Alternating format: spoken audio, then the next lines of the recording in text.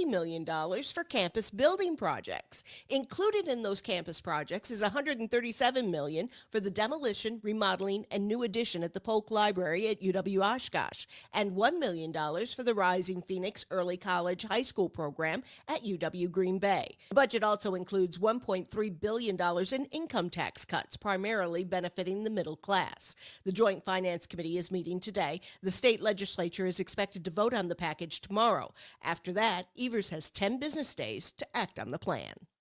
A law intended to help students read only received part of its intended funding from state legislators. Civic Media's Jimmy Kuska has more. Republican legislators on the state's Joint Finance Committee released only part of the funds allocated for 2023 Act 20, a law that mandates phonics-based instruction to address reading literacy in schools across Wisconsin. The law called for $50 million in funding, but only $9 million was released. The money will be used to hire over 5 dozen literacy coaches at schools with the lowest reading scores. The remaining 41... Big changes for the Bucks. Hi, I'm Mike Clemens with sports. The Milwaukee Bucks making some record moves in free agency. They waived Damian Lillard, who suffered that torn Achilles tendon. Lillard, who turns 35 later this month, will be paid $22.5 million over the next 5 years in dead money by the Bucks owners. GM John Horst then making a deal to acquire Indiana Pacers center Miles Turner, a 4-year deal worth $107 million.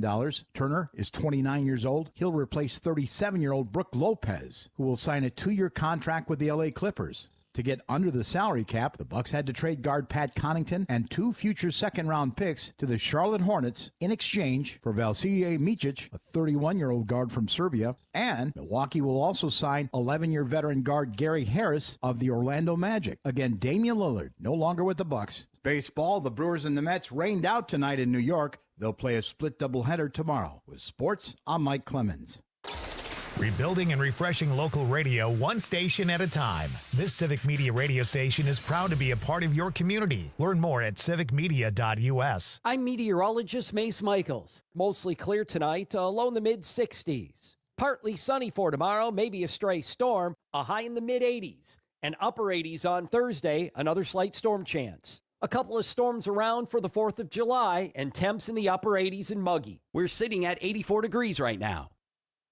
The Maggie Dawn Show. Indy Dadagupta, he is with the Center for Law and Social Policy. The Trump administration's agenda is reducing economic growth. The programs that they're proposing cutting, like Medicaid and SNAP, especially for kids, actually more than pay for themselves. So we are really looking at a tough long-term economic outlook entirely created by the current policymakers. The award-winning Maggie Dawn Show at its new time, weekdays 4 till 6 p.m. The Todd Albaugh Show. The Joint Finance Committee was leaked that they intend to cut $87 million from the UW system budget. And so we put this out on our socials last night, and today the Joint Finance Committee decided to pull that from the agenda. Because apparently, from what I'm told, Republican legislators got a lot of calls. When the truth is disseminated and people react, results can happen. The Todd Albaugh Show, weekdays 2 to 4 on your local Civic Media radio station and on the app. Maggie Dawn. Join us this Wednesday for our special early July 4th episode, digging deep on today's attacks on our freedoms. Defending civil rights isn't optional. It's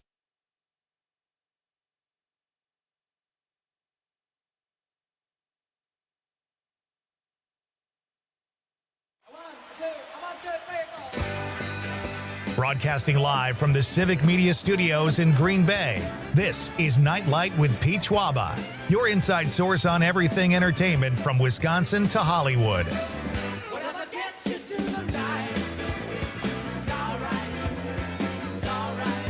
And now, a guy who prefers to travel by catapult, Pete Schwaba. Welcome to Nite, ladies and gentlemen. I am Pete Schwaba. Welcome, welcome. Hope you're having a great Tuesday. We are inching closer to the 4th of July weekend, a holiday weekend, one of the most probably festive holidays we have here in America in terms of things we look forward to, long weekends, et cetera, just kind of throwing caution to the wind, eating and drinking like fools, and celebrating our nation's birth and independence. We have a great show tonight, folks. We are going to be talking, I thought this was perfect for the 4th of July because 4th of July is the kind of holiday where you stand around a keg, you have some cocktails, you watch some fireworks. But it's kind of a, and I don't mean this in an unsafe or unhealthy way, but it's a drinking holiday. It's a summer booze holiday. And what better guest to have on the radio tonight on Nightlight than a distiller? Conrad, you know who we have coming in? Sturgeon Spirits. There we go. Distillery. Founder Carl Lowenstein will join us here in the studio at 6:35. He makes everything. And I'm fascinated by the whole distilling process because it looks very cool. I just think it's a process. A lot of work and care goes into it. And ever since I watched the show MASH, where Hawkeye and Trapper would make their own booze in the tent, even before I drank, I was fascinated at the process. And especially with whiskey and bourbon and the barrels and all that kind of stuff, I find the whole process really interesting. So I thought, what better, and this is a great week to have a distiller on the show. Carl will be here at 6:35. I have a host of questions for him, and I'm sure he will enjoy answering them. I talked to him on the phone the other day, and he's also a UW Oshkosh professor. So we'll talk to Carl about what he brings to each craft by way of the other. And he will be here at 6:35 in the studio. And then at 7:35, in honor of Cameron Fry's birthday, actor Alan Ruck turns, I believe, 55 today. He played Cameron Fry in Ferris Bueller's Day Off. So we will have a little discussion about Ferris Bueller's Day Off at 7:35 with our pal Lisa Hale, the host of New Wisco Weekend here on WGBW and WISS. If you haven't checked out our news magazine show that Lisa hosts, it's really fun, and there's a different theme every week. It's a great show. Conrad contributes to it every week. I do a classic movie pick every week. It's just a little treasure we have here in Northeast Wisconsin, the Northeast Wisconsin branch of Civic Media. Lisa will be here at 7:35, and we were already... Lisa, every time I email Lisa, I think I told you this, Con, she comes back with movie lines. When I tell her what my classic movie pick of the week will be, she has a ton of movie lines. Like, she's apparently seen everything. She dwarfs my knowledge of movies, and it's kind of emasculating. But we'll have a fun talk with Lisa at 7:35 about a great movie, and a great summertime movie, too. Ferris Bueller's Day Off came out in 1987 or 88. I got to go to the Google. But it was a summer movie, and it was just a great... I think I saw it like 5 times that summer. So we'll talk to Lisa about that. That'll be fun. And we'll talk fireworks. What did you find out about fireworks? The history. They go back really far. Yeah, they do. I believe it was, made from what kind China, of right? Yeah, China Yeah. with gunpowder, I believe. Right. Yeah, and I mean it's personally, I'm a see it one time a year guy. I don't know. I don't go crazy for fireworks. What about you? Same. I don't. We've been lucky. We have a neighbor. Our neighbor Marty has put on this little fireworks show every year. I don't think he's doing it this year, but the people in our neighborhood just kind of walk down to the water and we get our own little personal show, which is fine. But my mom loves fireworks, and she said, "Well, if Marty's not doing them this year, maybe we could all get in the car and go over to Menominee, across the river to Michigan." Yeah. And when you do that, you might as well be in downtown Chicago. I'm not fighting traffic in a small town. Yeah. There are hundreds of cars, and I'm not doing it. And I don't like fireworks that much. Like, they're beautiful. I love them. But to be honest, I like watching them on TV over the mall in Washington that they do every year. That's fun. I like looking across the bay and seeing Door County's displays. It's a little bit of a distance, but you can still... it's just a fun show. But that's my level of interest. I don't have to sit there under the fireworks for 2 hours. In Kewaskum, it was like that too. It was, there's cars everywhere. Luckily for me, I lived in town, so I could, if I wanted to, I could walk to it. Yeah, that's the way to go. But then you have to find a seat. Right. And in Kewaskum, they do it on a hill. Okay. Like, that's where people sit. And then a little bit across the grass is where they start shooting off fireworks. It's in a park. Yeah. And it's so hard to find an actual spot in there. Right. On that hill. I mean, it's pretty big. It sounds kind of cool. It was cool.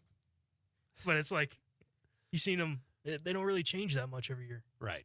it's fireworks. They're going to do the same thing. I don't know. They do the same thing, and every year you hear the ooh. Yeah, exactly. Like, well, you just saw this the last 30 years in a row. Is this really new? And I know I sound like a bah humbugger, but fireworks are beautiful. I love them at a baseball game or when it's not expected or something like that. But I now that my kids are older, I used to brave those groups. You know, especially when we lived in LA, it was more of a hassle. But even in a small town, you know, when you got to get your spot, like you said, and there are, maybe I'm exaggerating, but I don't think I am. I bet there were years when there have been over 100 or 200 cars, which in a small town creates a bottleneck. Yeah. You know, and I just don't know. You know, I'm kind of a bah humbug with this too. Like, I don't know. I just never really liked fireworks that much. Like, I'd go to a Temper Rattler game with my brother and some of his friends, and they'd be like, "We got to stay for fireworks after." I'm like, why? See, that I would do if you're already there. I know. I'm like, sure, bring it. But we can beat the traffic, you know? Oh, you're that guy. As soon as we get in, all right, how are we going to get out, guys? That's great. Yeah, but I'm not anti-firework. I'm anti-crowd. You know, Yeah. My brother and my dad got in the car on Father's Day and went to a Cubs game from Marinette, Wisconsin. They drove 4 hours to Wrigley Field and 4 hours home the same day. Maybe something's wrong with me. I'm not doing that. I wouldn't do that either. I've been to hundreds of baseball games. I love it. And, you know, if I could jump on the L or if I lived an hour away, maybe I would do that. But, and they're both lawyers. They know there'd be a ton of legal talk, and I have no interest in that. So that sounds like a fun car ride. Yeah, exactly. Let's talk more about torts. Anyway, again, I don't mean to sound like a bah humbugger. I actually, when I was a kid, there was a kid in our neighborhood who blew half of his thumb off with a firework. So I've always had this kind of bias. There's a kid who I know who did that. Really? Too. Well, his whole hand, actually. He blew his whole hand off? All of his fingers. Like an M80 or something? I don't know. We weren't that close, but like I heard about it. We should have had him on for our handshake segment last week. And that always, like, not to me, like, they didn't freak me out whenever I was around someone doing fireworks. I'd kind of keep my distance, but whatever. I didn't mind watching, but it scared me for my kids. Like, I was always worried they were going to be at some idiot's house who didn't know what they were doing. And I always thought about that kid in our neighborhood that blew half his thumb off. Half your thumb. And he was like 9, messing around with fireworks in the park. It was insane. You know, I don't like those little, like, things you can throw and they make that snappy noise. You know what I mean? Yeah, right. I'd have friends that would just chuck them at people. It's so horrible. I knew kids that would put them in animals. It's awful. Yeah. In Marinette, several years ago down by the water, I caught some kids putting fireworks in toads. And I'm like, get out of here, you future serial killers. Yeah, like, that's crazy. It's so awful.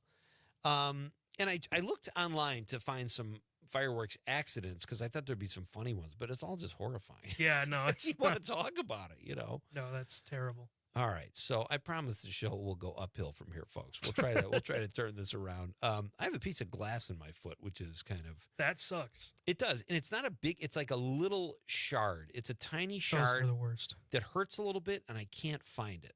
And I know that something was broken on the kitchen floor, and I'm sure somebody swept it up and didn't quite get everything. So now, what do I do? Like, I know you're not a doctor, but like, do I wait for it to pass like a kidney stone, or is it going to get infected? I don't know what to do. This is what I'll tell you. The one thing that I've done to help me get it splinters or something like that is leave my foot in the bathtub. Okay. Until it gets to that little like soggy state. Oh, and then go digging around. And then it kind of like goes out a little bit. Here's the problem. I haven't taken a bath since 1974. Well, you don't have to take an actual. Just put your foot in there. Put my foot in some water. Okay. And then you get the tweezers and... Exactly. What are you saying? It works its way out because of the heat or the moisture? I don't know how. Or what? I don't know. It just works for me. Okay. I've done it with my hand, too. Serious medical opinion here. I've done it with my hand. All right. I got to do something. It's starting to annoy me more than anything. I'm not like bleeding profusely or anything. Those are the worst, though. Those little tiny things that you can't find. The annoying. Yeah. But you can feel it. Exactly.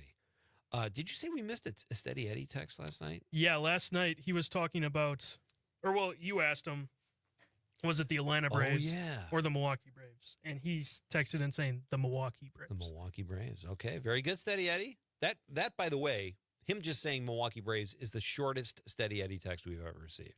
It is. So we are going to get to our question of the night shortly. We have a great one tonight, folks. And I hope everybody, it's been so fun with the questions lately. And last night we had great responses to our who is the greatest athlete ever to wear a pro or college Wisconsin uniform. And tonight we've got a good one too. As I mentioned, at 6:35, Carl Lowenstein will be here from Sturgeon Spirits Distillery. We're going to talk distilling and spirits. It's going to be a lot of fun, especially right before the 4th of July. So I think we should not waste any more time and get to our question of the night. Let's talk about the question. Okay, question. Question. Question. Pregunta. Question. Question. Hey, I have a question. Questions? This question. Domanda. Question. Question. Questions. What drink will you be nursing on the 4th of July? I mean, I'm not encouraging day drinking, but if there is a day you are going to day drink, it's going to be the 4th of July. So what's a good drink to nurse? You got to take your time, especially if you start early, before noon, post noon, whatever. What's a good drink to nurse on the 4th of July? Let's have an information exchange here and help each other out. And not while you're driving, if you're staying in your neighborhood and you're just going to watch fireworks and cook out, and you don't want to really cook out when you've been day drinking either, but what's a good drink to nurse on the 4th of July? Responsibly, Wisconsinably, I should say. Well, yeah, Wisconsinably and nursing don't really go hand in hand. Opposite ends. Yeah. Yeah, I know. I don't know this one. Like I said, I haven't had a drink in over a couple of years now, but there was a slushie the Murphy side of my family used to make. My mom's relatives made this, I think it was brandy and ice. It would probably be something like that, or margarita. What about you? So I just recently tried this new Line and Kugel's beer. And Summer Shandy? No, I've had that many of times. It is a new flavor that they put out this year, and it's Line Lodge Lime. Lime. And it's a Mexican lager. Ooh. With like lime in it already, pretty much. Okay. It's so good. Really? It's dynamite. I'm gonna have some of those. That sounds fantastic. Yeah. That's heavy though. Not really. It's a little bit heavier than a Corona, I'd say. All right, fair enough. So that's our question, folks. Please be part of the fun. We'll read your text on the radio. What drink will you be nursing on the 4th of July? Great night for this because we've got an actual distiller, Carl Lowenstein, in the studio tonight at 6:35. We're coming right back to read your texts. It's Pete Schwaba and Nite Lite on the Civic Media Radio Network.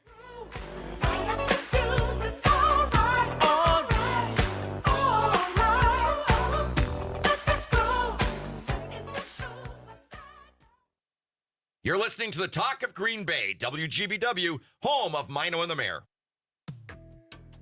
Mark your calendars and head to Marinette on July 12th for the 13th annual Logging and Heritage Festival. Located on historic Stevenson Island, there will be free kids activities, food trucks, BMX stunt bike, live music, logging exhibitions, fireworks, and much more. The island opens at noon and the fun doesn't stop until the fireworks are over. It's the Marinette Logging and Heritage Festival on July 13th on Stevenson Island in Marinette. Don't miss it. President John F. Kennedy said, "Let every nation know, whether it wishes us well or ill, we shall pay any price, bear any burden, meet any hardship, support any friend, oppose any foe, to assure the survival and success of liberty." This message made possible by Hubbard Electric. Hubbard Electric in Manitowoc is the area's top choice for electrical contractors because they're focused on quality and value. Call today, 920-686-1180, 920-686-1180. Hey, it's John Mino. And Jim Schmidt from Mino and the Mayor. Want to stay in the loop with all things Northeast Wisconsin? Sign up for the WGBW Weekly Newsletter. Get the latest local stories, updates on the weather, and a special feature from our Mino and the Mayor podcast. It's your one-stop shop for real news and great conversation in Northeast Wisconsin. Log on to WGBW.FM today and get signed up. Real news, great conversation. Sign up today at WGBW.FM/newsletter. Are you a puzzle lover who's ready for some friendly competition? It's Amanda with another new Wisco 411 for you, brought to you by Area 509 in Appleton. And on Sunday, July 13th, at the Barrel House at Badger State Brewing, from 1 till 8 p.m., you can join the fun that is Puzzles or Paws. It's a cat-tastic challenge that raises funds for Brewster's Place, a nonprofit no-kill cat rescue. So spend your afternoon puzzling or checking out the silent auction. Head to WGBW.FM, click events, and see where to get your tickets. Mommy, how come I can't sit in the front seat? Because I love you and you're just not ready yet. Putting your kids in the right seat for their age and size is an act of love. Check that your kids are in the right seat at nhtsa.gov/the right seat. Love protects. A message from NHTSA.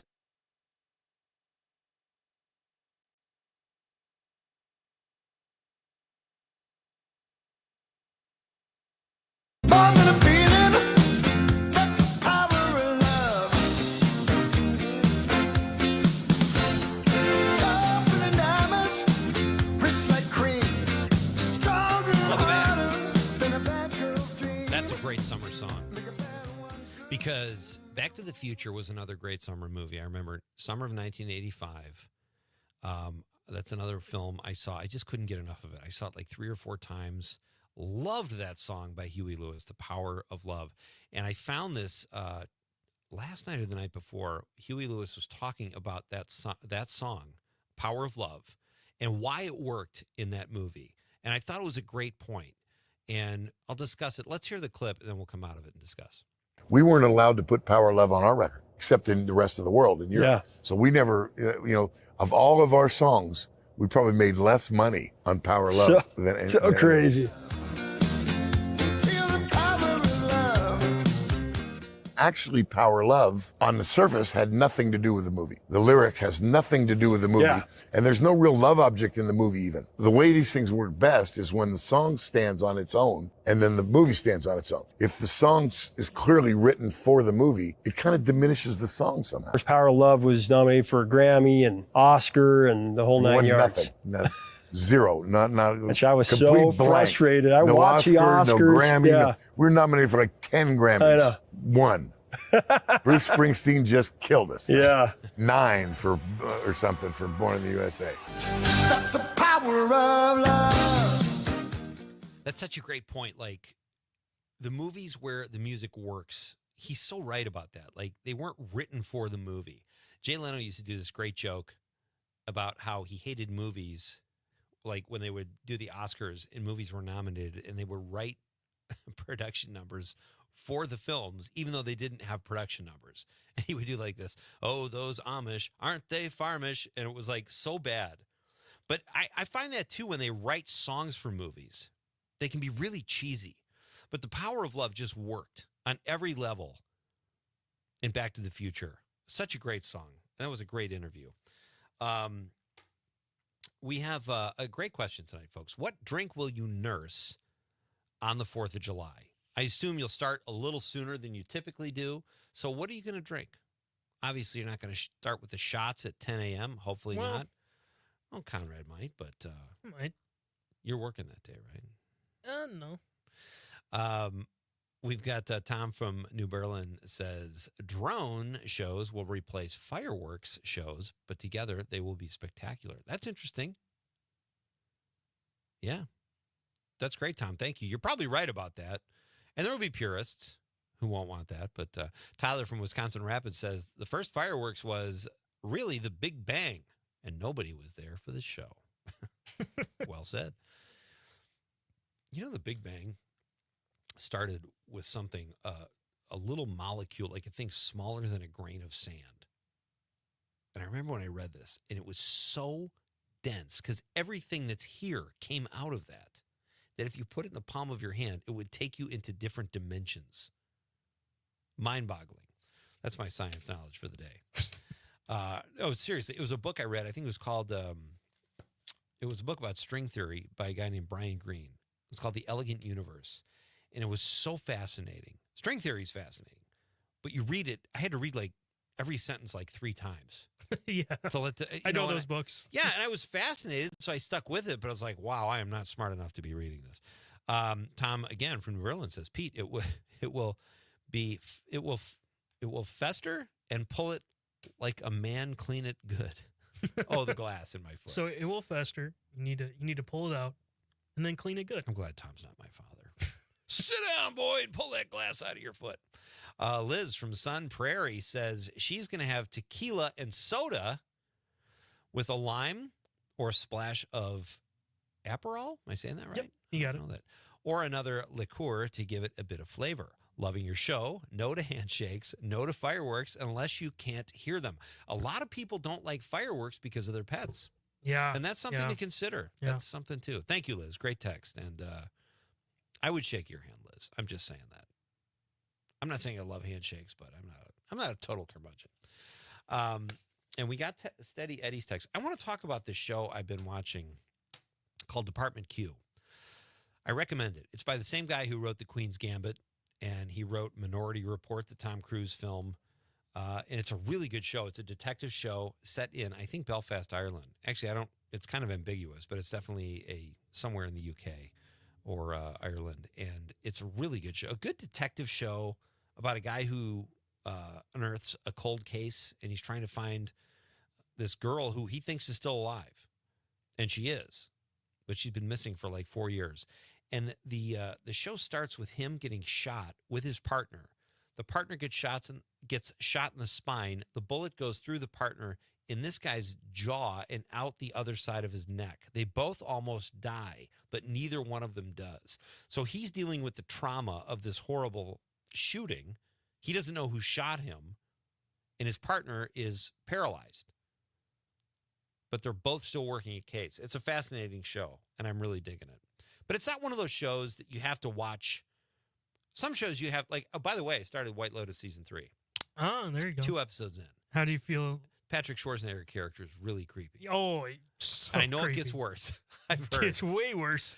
But I like it. I like Mike White's phenomenal. All those shows are great. They're just well written. I love the 3 women who talk and like, oh, she's great. She's great. But you know what? Like, they always try to get a dig in on their friend. It's just really good. I'm only 2 episodes in, but I highly recommend Department Q. Very good stuff. We've got some text we'll get to. Let's go to PJ's on the stream. He says, soak foot in bucket of warm. He's not using any articles. He says, soak foot in bucket of warm water with Epsom salt. It will draw out the sliver. It's glass, though. Will that work for glass? I would just try it to see if it works because I've had it work. Carl's a distiller. Let's ask him. PJ also says I might pick up a pack of Sensei High seltzers. These are available in lemonade and strawberry lemonade flavors and come in 4 packs, 8 packs, and 16 packs with varying THC concentrations. Keep them all there, PJ. If you're really going to nurse them, do it right? All right, we'll read more of your texts as the show goes on. Coming up next, we're going to talk spirits with Carl Lowenstein. It's Pete Schwaba and Nite Lite. Great to have you with me on this Tuesday night on the Civic Media Radio Network.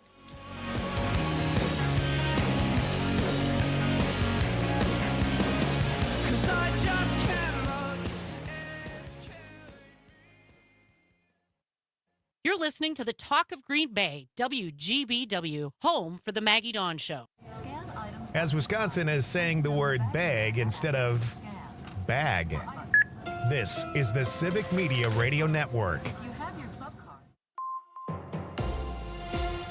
For 97.9 WGBW News, I'm Lisa Hale. The City of Green Bay is developing a 5-year strategy to create affordable housing using federal community development block grants and home investment partnership funds. According to a press release, Green Bay currently has a 3,500-unit shortage of affordable rental housing, and that number is expected to grow to over 7,000 by 2040.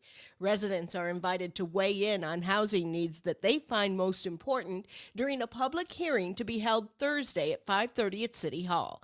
Visit our website for details on attending virtually or in person. The Wisconsin Supreme Court has ruled that UW Health is not legally required to collectively bargain with its nurses union in a unanimous decision last week. The court's ruling was based on Act 10, the 2011 law passed by former Republican Governor Scott Walker that essentially ended collective bargaining for public employees like nurses and teachers in the state. Representatives from the nurses union said while they're disappointed in the decision, they will continue to explore other pathways to restore their collective bargaining rights, including new legislation. Coal will still provide power down south. Stuart J. Waddles has more from southeastern Wisconsin. Coal will continue to be used in Oak Creek. For the third time, We Energies is pushing back the closure of its Oak Creek coal plant, now set for 2026. The power company is citing concerns over energy reliability and supply shortages. The company recently got approval for a major gas plant project in Oak Creek and Kenosha County to meet growing demand from data centers. Environmental advocates warn that continued reliance on coal will increase costs for Wisconsinites and delay progress towards renewable energy goals. I'm Lisa Hale, 97.9 WGBW News. On your entertainment beat, I'm Pete Schwaba. During a recent appearance at Fuel Fest, Vin Diesel said he recently spoke with a Universal executive who asked him if they could do another Fast and Furious film, to which the actor said yes, but on 3 conditions. The conditions were to return the filming to production-starved L.A., embrace the purity of street racing once again, and to have his buddy Paul Walker make an appearance in the film. Walker passed away in 2013 after a high-speed car crash at just 40 years old. Jeff Bezos and Lauren Sanchez's $50 million wedding was the talk of the weekend, but the talk wasn't all good. Charlize Theron spoke during her 5th annual African Outreach Project in L.A. and said to the crowd, "I think we might be the only people not invited to the most talked-about wedding," at which point the Mad Max Fury road star said that's okay because they suck and we're cool. 2 very different events, but a lot less collagen and steroids at Theron's event. For more showbiz fun, tune in to Nightlight with me, Pete Schwaba, weeknights from 6 to 8 p.m. on the Civic Media Radio Network. As Wisconsin is cheering on the Brew Crew. This is the Civic Media Radio Network. I'm meteorologist Mace Michaels. Mostly clear tonight, low in the mid-60s. Partly sunny for tomorrow, maybe a stray storm, a high in the mid-80s. And upper 80s on Thursday, another slight storm chance. A couple of storms around for the 4th of July, and temps in the upper 80s and muggy. We're sitting at 84 degrees right now. The Maggie Dawn Show. Madam Mayor, Satya Rhodes Conway from the fabulous city of Madison. A lot of people say, I don't like politics. It's all dirty and angry and blah, blah, blah. It's really about caring about your community, finding a way to bring it back to people talking to each other about what is important in our place and how do we take care of each other and use the levers of government to do that. That's really what it's about. The award-winning Maggie Dawn Show at its new time, weekdays 4 till 6 p.m. Doctors Without Borders is delivering life-saving medical care where it's needed most in communities around the world. From bandaging war-wounded patients in Sudan to providing clean drinking water in Haiti, we're in more than 70 countries worldwide, bringing patients from sick to recovering, from emergency to aid, from crisis to care. This life-saving care is made possible by a global movement of supporters like you. Thank you. John Mino and Jim Schmidt. On Wednesday's show, we'll meet Brian Slinger. He'll tell.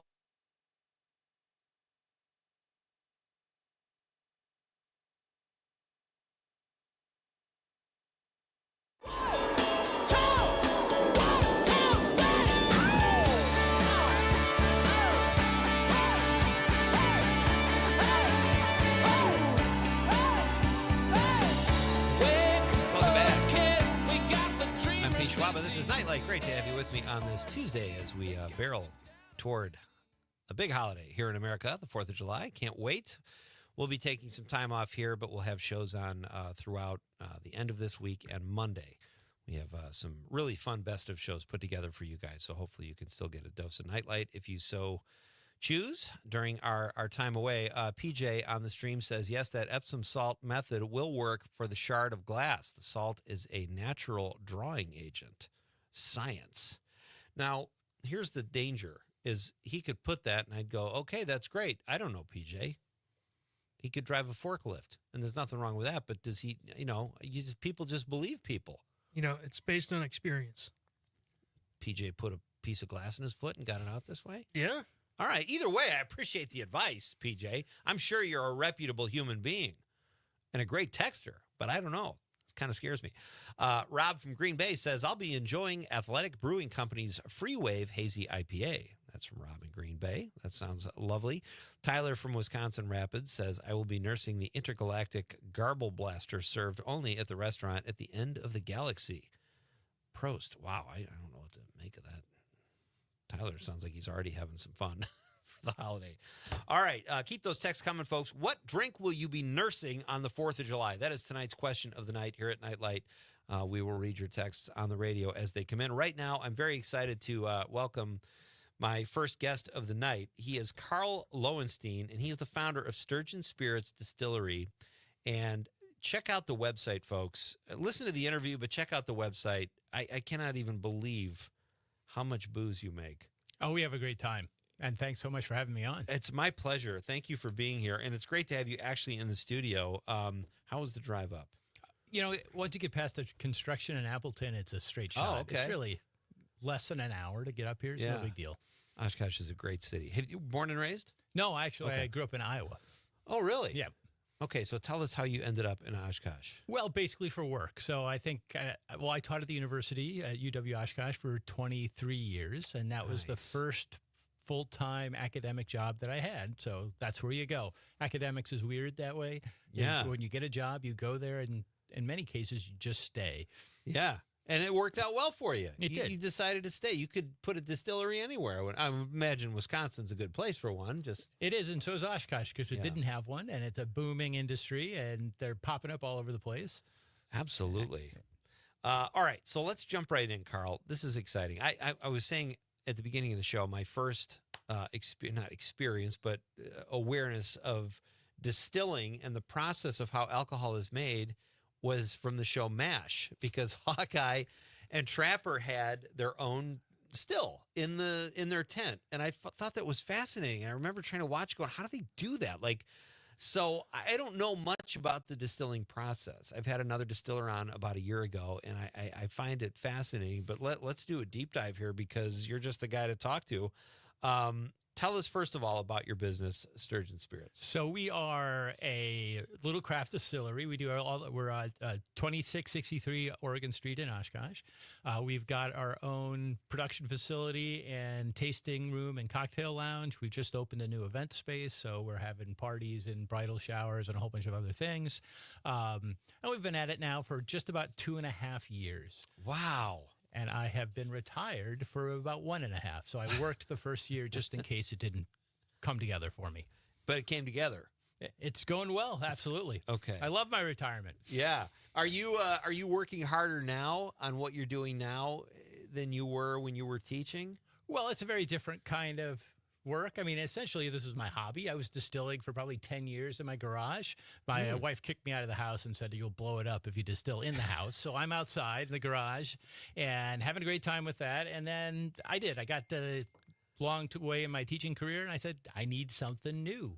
And why not turn your hobby into a business? Good for you. That's really impressive. So, all right. So did being a history professor, were you able to bring any of that knowledge to the distilling process or to this new business? Because I asked that because on your website, you're very knowledgeable about all bourbons and whiskeys and everything. I'm sure you didn't teach that at Oshkosh, but you seem to have a love of history. No, I think distilling is an incredibly historical discipline or business, because there is nothing more deeply embedded in American history than drinking. And so it is such a core feature if you think about the parts of American history. The first rebellion against the U.S. government was the Whiskey Rebellion, because they didn't like the taxes put on the farmers to pay for the whiskey. And, of course, Prohibition is just this weird moment in our history. So nothing I learned as a professor really came over. The skills I learned at how to read and how to do research. I mean, I just read books, right? Yeah. I love to just experiment and do all that stuff. And doing that kind of work is really what you do as a history professor. It's so different, though, than what you did. That's what I guess fascinates me. Like, you're owning your own business now, and you're kind of an artist. You're making all these great drinks, and teaching is so different. Like, I'm kind of fascinated that you. Well, that's true. I've always been the kind of guy who just sticks his hands in and goes, right? I love to learn new stuff. I love to keep experimenting. The fun part about distilling is there's always something new. And the same thing about being a small businessman, right? There's always a new thing to figure out, right? I'm doing marketing, I'm doing accounting, I'm doing distilling, I'm making cocktails, I'm doing construction supervision, you name it, I have done it in the last 2.5 years. I love it. Let me ask you this. Is it hard to learn? Like if people are listening, and I'm sure you don't want everybody to do this, but it seems very involved and like a detail-oriented process. Is it hard to learn how to distill? I think distilling is actually easier than making beer. Okay. Because one of the great things about distilling is that everything is at such high alcohol concentrations, it's sterile. And I don't know if you ever talk to a brewer, right? They have to worry about bacterial contamination and dirty lines and all this stuff and oxygen and all these things that contaminate your product and makes it not taste good. I can take whatever I make, I run it through the still, it comes off the still at 80% alcohol or 90% alcohol. It's sterile. And it's clean. And in fact, I was just talking to some of my friends at Fifth Ward Brewery in Oshkosh, and they brought me some beer that they had too much of, and they'd had some contamination problems. I distilled it. It made a terrific whiskey. I mean, I would say it's a terrific whiskey. We put in a barrel for a year, and it's delicious. That's fascinating. How long does, because I was telling you before we came on the air that Flick's Brewhouse in Madison made a Nite Lite beer for the Wisconsin Film Festival called Haze on Radio. I want to say Dave, the brewmaster, had it done maybe in 2 weeks, maybe 3 weeks. How long? Is it more of a process when you're distilling spirits? Well, actually, distilling is brewing with one more step. So I essentially make a beer, and it's a whiskey mash or a corn mash or a rum mash or whatever. I ferment that so the sugars get turned into alcohol. Right. And then I put it in my still. Okay. Right. And with your brewing, you just turn it into alcohol and then you serve it. I do one more step. And so for me, I can do a batch in a week from start to the spirit coming off the still. But the thing about it is it comes off the still clear. No matter what you make, it's clear, and whatever proof you want it to be at the still, it comes off clear. And the color that's in a whiskey comes from the barrel and the aging. So that's why moonshine is clear, because that's fresh from the still, even though it's the same recipe as a whiskey. So the color of whiskey, Scotch, bourbon, whatever, is because of the barrel? Yes. It is absolutely crystal clear when it comes off the still. So why do they say, and maybe it has nothing to do with the actual color then, but they say stay away from the brown, whether it's colas or like a whiskey. I think vodka is not as detrimental to your health. Well, they're all pretty bad for you if you drink them straight. That's why the cocktails are better. Okay. But I think that's personal preference. But one of the things about we get into a lot of detail, but whiskey usually comes off the still at a lower proof and therefore has more stuff left in it. When you take vodka off the still, it's all the way up at 95% pure alcohol. So there's no impurities left in that at all. So it's super, super pure alcohol. And I think that's why vodka can have a smaller effect on you, because there's less kind of leftovers and esters and various other chemical compounds that pass through the distilling process. That makes a lot of sense. Tell me about, if you would, the barrels, because I mean, you say you use white oak barrels. Right. What's the perfect barrel to use to make a whiskey or a scotch or, something like that? Well, it's not, everything's an art. That's one of the things I love about it, right? There is the simple answer, which is there's a government rule that says you can't call it bourbon unless it's in a new American white oak barrel. So if you get a bourbon, you know what kind of barrel and it has to be in there for at least 2 years. So there's a federal regulation defining what bourbon is. For whiskeys and scotches and all of those other things, there are rules, but you can use whatever barrel you might want. But to have bourbon, you need to have new white oak American barrel. Why? I don't know. I think that I don't actually have a good answer to why it has to be that specifically. I have a feeling it has to do with the industry as it developed, right? To say when bourbon as an idea was coming into being, they said, we want to make sure it's really distinctive and we want to do something that's really uniquely American.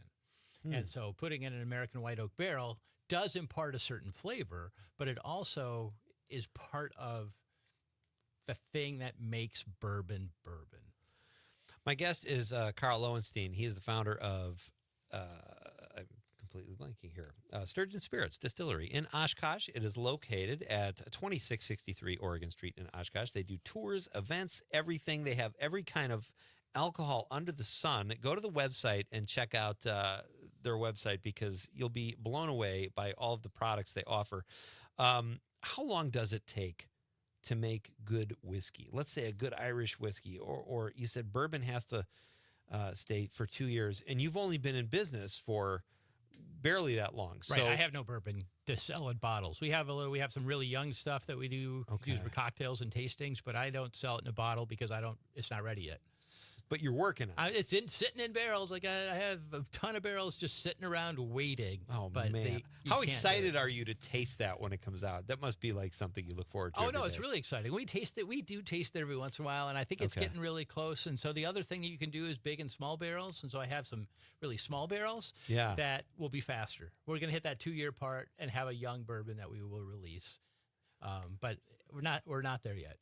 I've tasted new whiskey, and it doesn't quite have the taste of. How long do you have to let whiskey sit before it's really good? And does that matter? It does. It totally matters. And, obviously some people go for let it sit for 10, 15 years. Yeah. 5 is the kind of industry standard that it needs to be in a barrel for 5 years. Okay. To kind of be, again, with bourbon without a caveat. Yeah. But there are so many variables that it's hard to say, and I think a lot of it's individual tastes of what you like. Because you can also over oak, whiskey, and that's like it tastes literally too oaky and not what I want, and so there's a lot of fine tuning. Carl Lowenstein is here. He is the founder of Sturgeon Spirits Distillery, and when we come back, I'm going to ask him what the difference is between 18-year Scotch and 10-year Scotch. Let's start there, and then we'll find out all the awesome stuff that they offer at Sturgeon Spirits. It's Pete Schwaba and Nightlight. We're coming right back on the Civic Media Radio Network. So soon we'll burn without a noise, without my pride. I'll reach out. Download the Civic Media app in the Google Play or Apple App Store and take us everywhere. This is the Civic Media Radio Network. Mark your calendars and head to Marinette on July 12th for the 13th annual Logging and Heritage Festival. Located on historic Stevenson Island, there will be free kids activities, food trucks, BMX stunt bike, live music, logging exhibitions, fireworks, and much more. The island opens at noon and the fun doesn't stop until the fireworks are over. It's the Marinette Logging and Heritage Festival on July 13th on Stevenson Island in Marinette. Don't miss it. Insight Eye Care has been serving the Fox Valley for over 30 years and are proud sponsors of Mino and the Mayor's Eye on the Community. Insight offers comprehensive eye care, including glasses and contact lenses. Their doctors have a special interest in treating chronic eye disease, specialty contact lenses, and pediatric care. Find Insight on Sawyer Street in Oshkosh and Chain Drive in Appleton. Visit WIinsight.com to schedule your eye exam.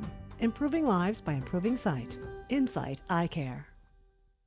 This Independence Day, 97.9 FM and 1590 AM, WGBW Talk of Green Bay would like to give thanks and recognize men and women of the armed forces for defending our freedom and wish everyone a safe and happy holiday.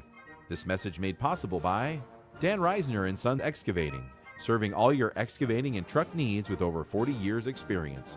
Call 920-897-2397 and visit them online today at danreisner.com. Why are interscholastic sports called the last classroom of the day? Because they teach students important life lessons like teamwork, accountability, and perseverance. School sports are so much more than a game. They're about developing the whole person. That's why they're an essential part of every student's education. Encourage your student to participate in the last classroom of the day. Interscholastic sports in Wisconsin.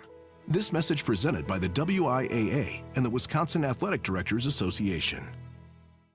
Here's to experiencing it all this summer in Wisconsin. Every deliciously cheesy, rockin', magical, fireworks-filled, festival-loving moment.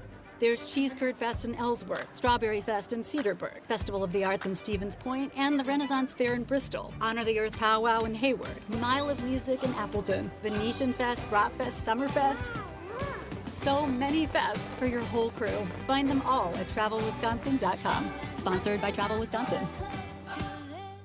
The Todd Albaugh Show. The Joint Finance Committee was leaked that they intend to cut $87 million from the UW system budget. And so we put this out on our socials last night, and today the Joint Finance Committee decided to pull that from the agenda. Because apparently, from what I'm told, Republican legislators got a lot of calls. When the truth is disseminated and people react, results can happen. The Todd Albaugh Show. Weekdays 2 to 4 on your local civic media radio station.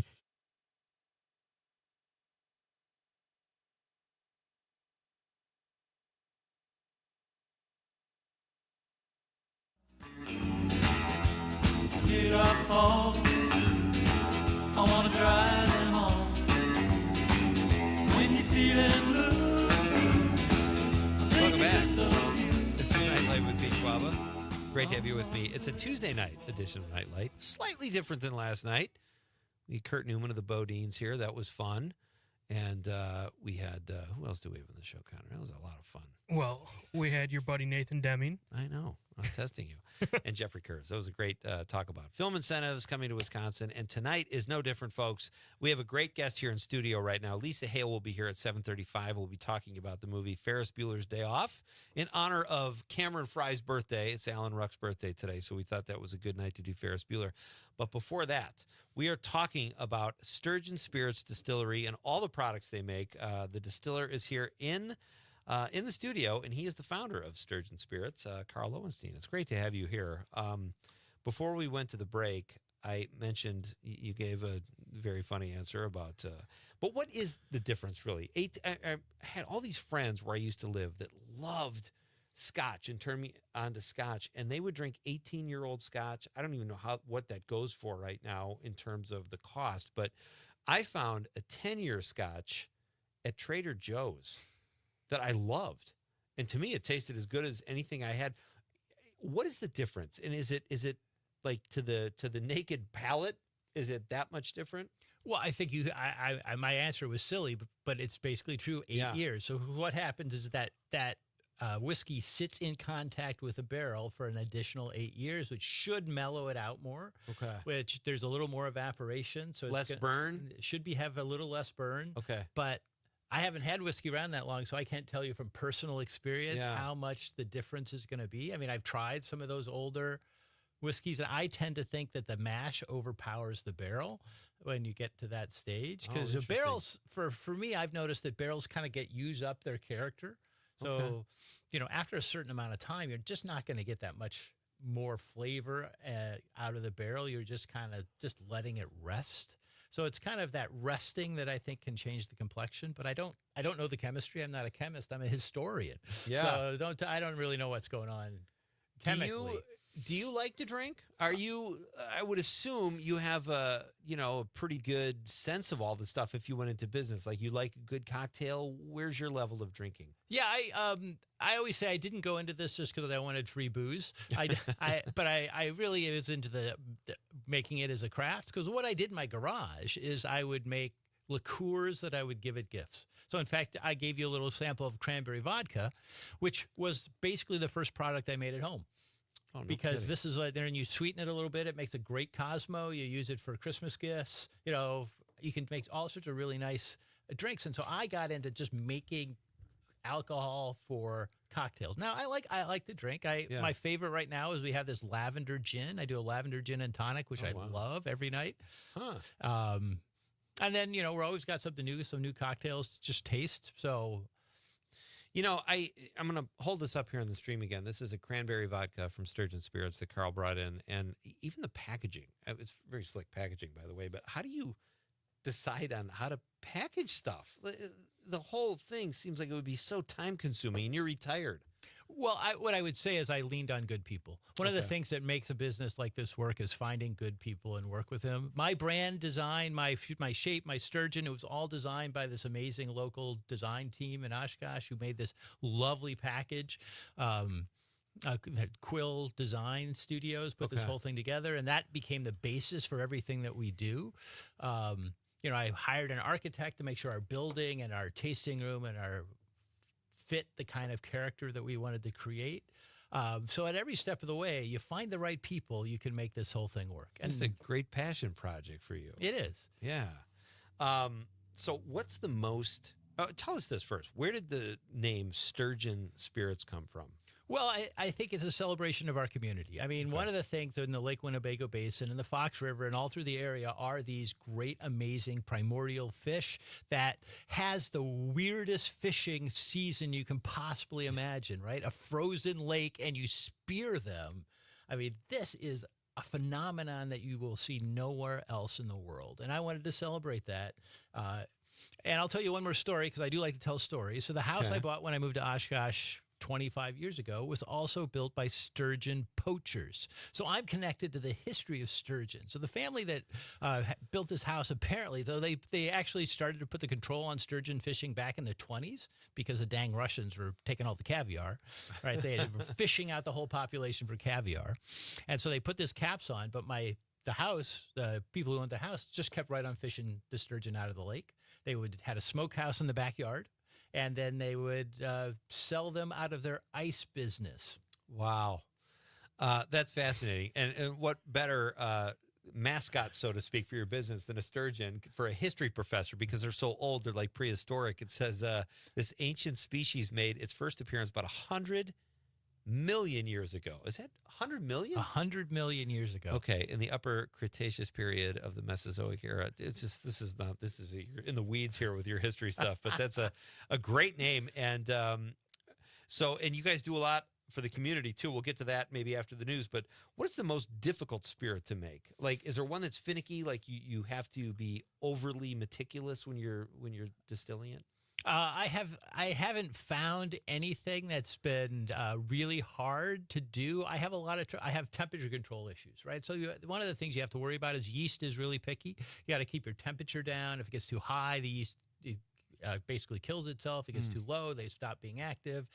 You got to keep your pH right. So there's a lot of chemistry that I have to deal with. But the recipes themselves, the base distilling hasn't been radically different from one product to the next.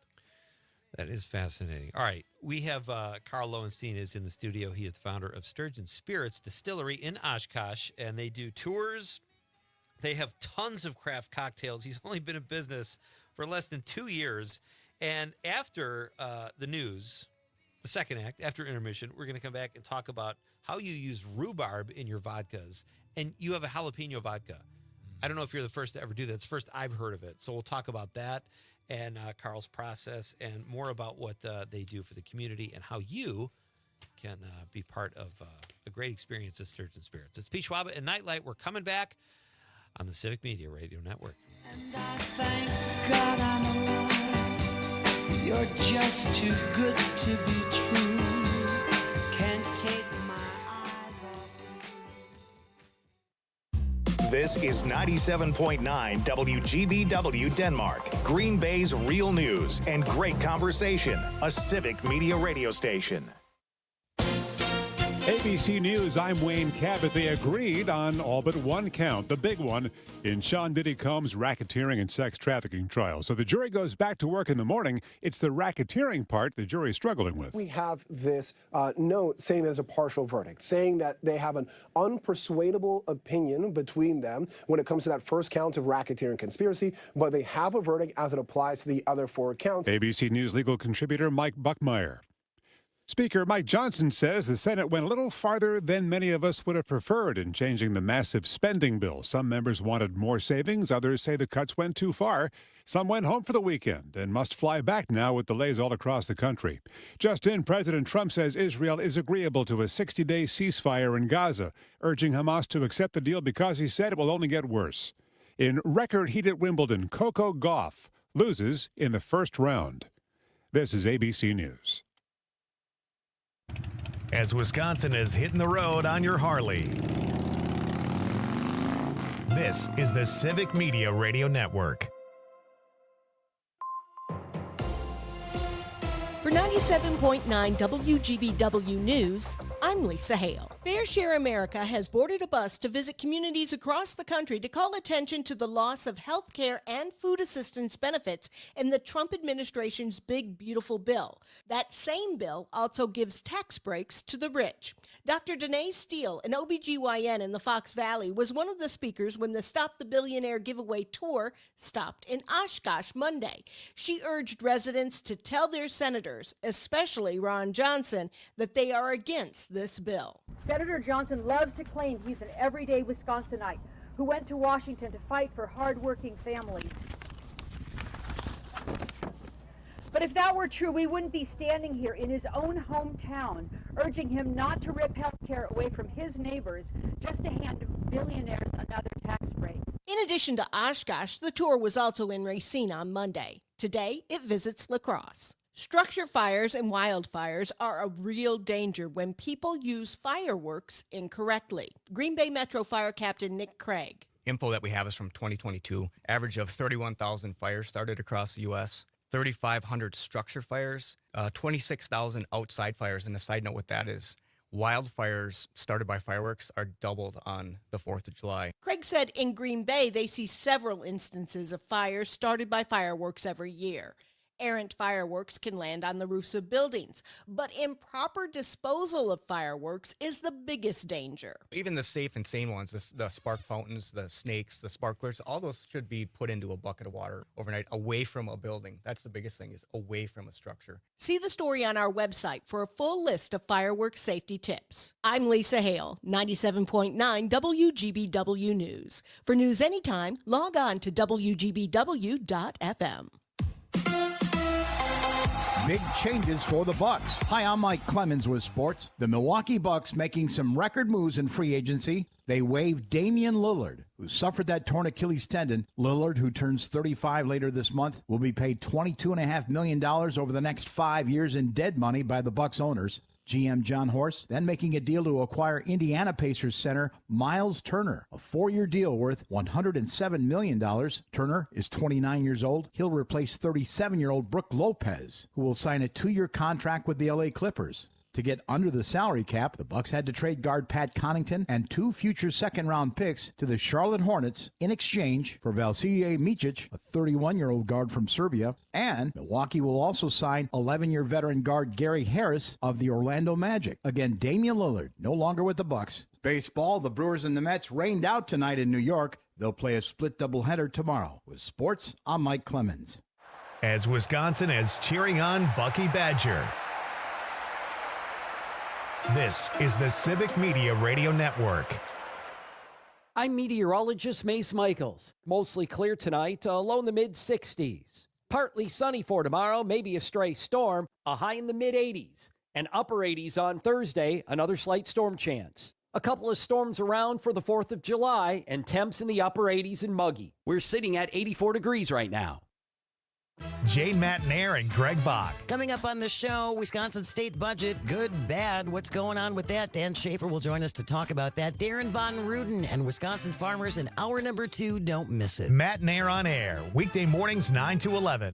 Matnair on air. PJ Leash, the bug guy, he heads the entomology department at UW-Madison, and we are talking ticks. When a deer tick transmits Lyme disease, it takes 36 hours, so about a day and a half. And that's why, in my mind, one of the single best things you can do as a precaution is to do regular tick checks. Because you've removed it, your risk goes down greatly to basically zilch. Matnair on air, weekday mornings 9 to 11 on your local Civic Media radio station and on the app. I'm Tony Goldwyn. As an actor and a director, I attend a lot of screenings. But there's one that's different. It's important, and it could save your life. A lung cancer screening. You know, I lost my mom to lung cancer when she was just 68 years old.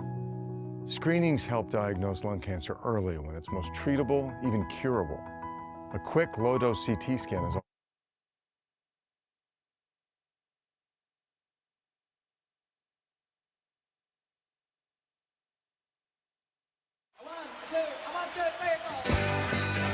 Broadcasting live from the Civic Media Studios in Green Bay, this is Nite Lite with Pete Schwaba, your inside source on everything entertainment from Wisconsin to Hollywood.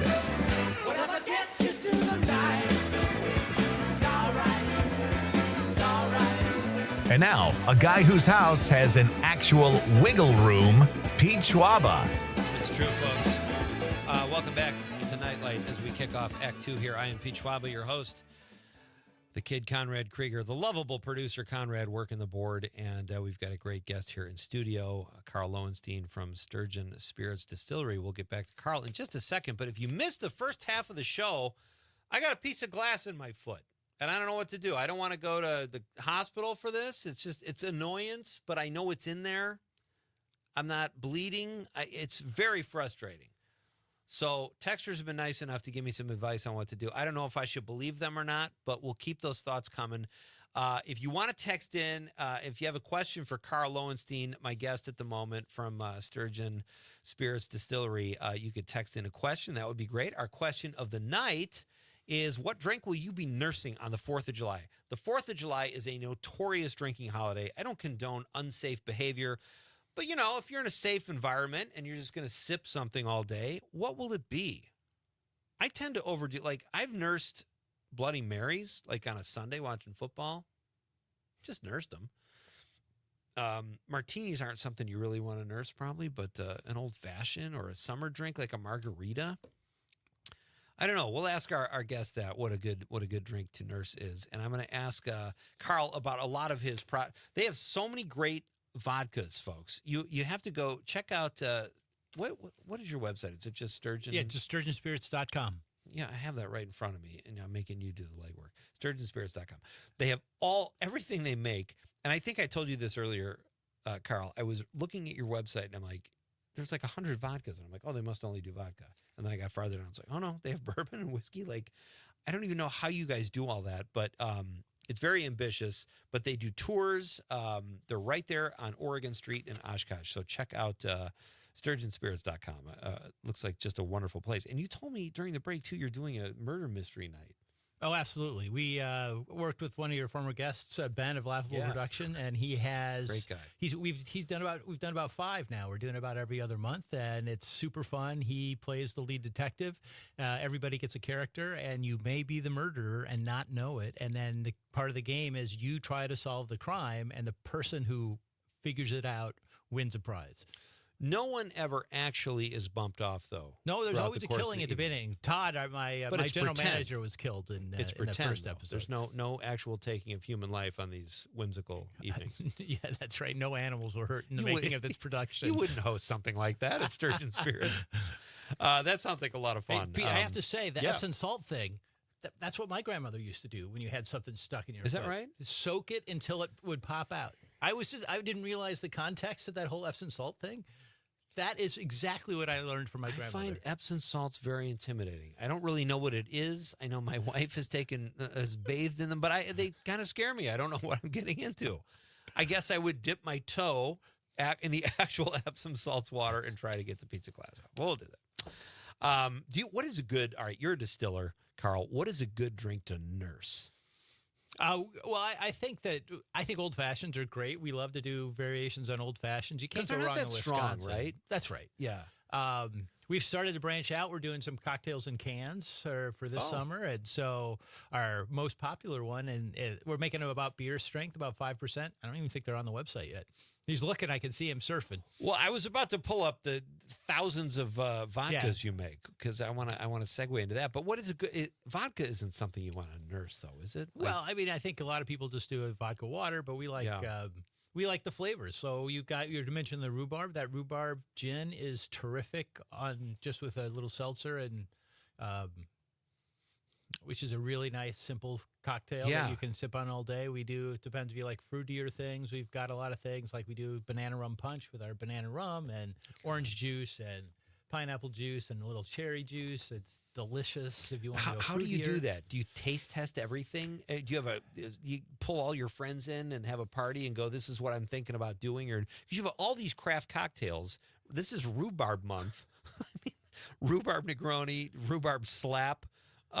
Rhubarb spritz. This is so great. How do you do that, though? How do you find new flavors? So I have to say, I can't take responsibility for it myself. I have the best people who work for me. And so Tanya is a cocktail master. So she's in fact is working there right there tonight. We're open till 8. And she comes up with new cocktails every week. And she is so good at it. She says, I think I'll put these ingredients together. And then she does, and it tastes great. So she doesn't even have to make them to know how good of a cocktail it will That's be. insane. And then we try them, and we're like, wow, that is awesome. And then what do? Do you like test market it somehow, or? Well, Tuesday nights are a good night to come visit us because Tanya is usually giving out free samples. Oh. Try the cocktails. See, Conrad, where are you going? Conrad. Hey, if it's free, it's me. All right, so you've got also all these, talk about your vodkas. You got, well, this isn't even just vodka. This is jalapeno agave. That's right. How does that sound? Delicious. So, I mean, what we like to do is you make the base spirits. It's the same process basically for all the different kinds of spirits. You get a little different flavor when it comes off the still. And then we love to use fresh and local ingredients. The jalapeno agave, the jalapenos came from our backyard. Really? So we grow some pepper plants to do the spicy things. I gave you the cranberry. That's all cranberries that come from Plover. We do a Door County cherry that the cherries all come from Door. You name it, we try to use and source stuff locally and see how it turns out. We just are crazy. Like I mentioned to you in the break, we have a few fails. Like shrimp vodka did not go well. Yeah, I don't know what to make of that. Just even you saying that, I applaud your boldness for trying that. But what would that? Wow, shrimp vodka. Oddly, it makes a really good shrimp cocktail sauce Bloody Mary. Really? So you use shrimp vodka, horseradish vodka, and tomato sauce, and it tastes just like shrimp cocktail. But if you like that sort of thing. Do we want to drink that? Not many people do. I guarantee you. Well, they can't all be winners, right? I mean, you've got enough stuff here. That's right. We don't put the losers on the website. You got barrel-aged vodka. That's what you were talking about before. Brown vodka. I'd never heard of that before. I learned that that's an Eastern European thing. So that they would take vodka and just stick it in a barrel, and it picks up the flavor and character of the oak. You want to taste it's like drinking the inside of a barrel. Yeah. And you get oak and vanilla and some caramel, and those are all the flavors that are kind of blended in a whiskey, but they're really right up front when you have it in a vodka. Where do you buy these barrels? Is there a company that makes barrels just for distilling? Oh, yeah. We are small potatoes. There are so many barrel companies. You think about the Jim Beams and the Jack Daniels of the world. They're using millions of barrels a year. I'm only putting away 10 or 15 at a time, right? So my barrel companies are in Minnesota. Okay. The whole reason I got you here, Carl, I have ulterior motives. I'm going to pitch you a product. Just keep an open mind. That's all I'm saying. Conrad, you ready for this? I'm ready. I didn't wake you, did I? He's like, he gave me a look when he nodded like that, like I'm bothering him. All right, Conrad, you know what we call some Nightlight listeners? I'm an inside guy. Yeah. I'm a self-proclaimed couch potato. A lot of Nightlight listeners, we call them couch potatoes. So couch potato vodka. Think about it, Carl. That's all I'm saying. Couch potato vodka. Con, what do you think? That's all right. Oh, we'll get back to Conrad. Oh, the question is, what flavor does a couch potato have? I don't know. Right, we got to make it distinctive. What's a Schwaba flavor? I don't know. Popcorn might actually be salty, popcorn. like butter and salt. Popcorn might be interesting. Couch potato popcorn vodka. That sounds too busy. There's too much going on there, right? It's like plaid pants. Let me ask you this, Carl. You have all these great flavors. Have you guys dabbled at all in the non-alcoholic spirits? I've looked at how you would make those. We always have an extensive list of mocktails on our menu. We always want to do at least a new mocktail that approximates the flavors. So we haven't really gotten into trying to make our own non-alcoholic spirit, but we always want to make sure we have plenty of options for the non-drinker when they come in. And like, for example, we do the rhubarb. You'll take that list of rhubarb cocktails. We just made some essentially rhubarb syrup. And so you can kind of substitute in a little rhubarb flavored syrup for the rhubarb gin. And you get the same kind of character in a non-alcoholic drink that way. My guest is Carl Lowenstein. He's the founder of Sturgeon Spirits Distillery in Oshkosh. They are right there on Oregon Street in Oshkosh. They do tours, events. They do murder mystery nights. It sounds like just an absolute blast. it's funny. Rhubarb on its own, don't care for it. Cranberry, nobody eats a fistful of cranberries. But why are they so good? Is it just the hint of the flavor? Like you've got rhubarb vodkas and I love rhubarb. I mean, this is something I grew up with, right? Nothing like rhubarb crisp, rhubarb, all these rhubarb cake. When I was a kid, rhubarb, we were just eating that in season, only in June, right? It's an early summer treat. And so basically that's what we did. We took the rhubarb, we had a touch of sugar that helps bring out the flavor and just sweeten up the product. And then we decided it blended best with our gin, which is a very light juniper. It's not a heavy juniper gin, so it's not super piney. It's kind of a light pine. It's got a little pine, but not a lot. And so that makes it pairs really nicely with the rhbarb. I love the jalapeno vodka, cucumber vodka. That sounds really refreshing. Well, you want a summer drink, cucumber vodka on seltzer. That might be a summer drink right there. Yeah, absolutely. All right, so tell us about your some of your craft cocktails. You have such an extensive list of these, and it seems like, I guess, I know I sound like a kid in a candy store here, but you literally have not been in business that long.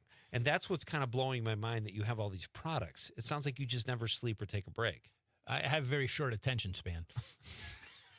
Well, that works. Whatever, that's a college professor. I don't know if that worked in that gig, but here, this is great. There's always something new to learn, man. It's like I never taught the same course twice because I just wanted to figure out something new to be doing and learning and doing the whole thing. Based on what you guys offer, because what we do here, we talk about TV, film, comedy, music, theater. Give me a great Sturgeon Spirits cocktail for a detective show.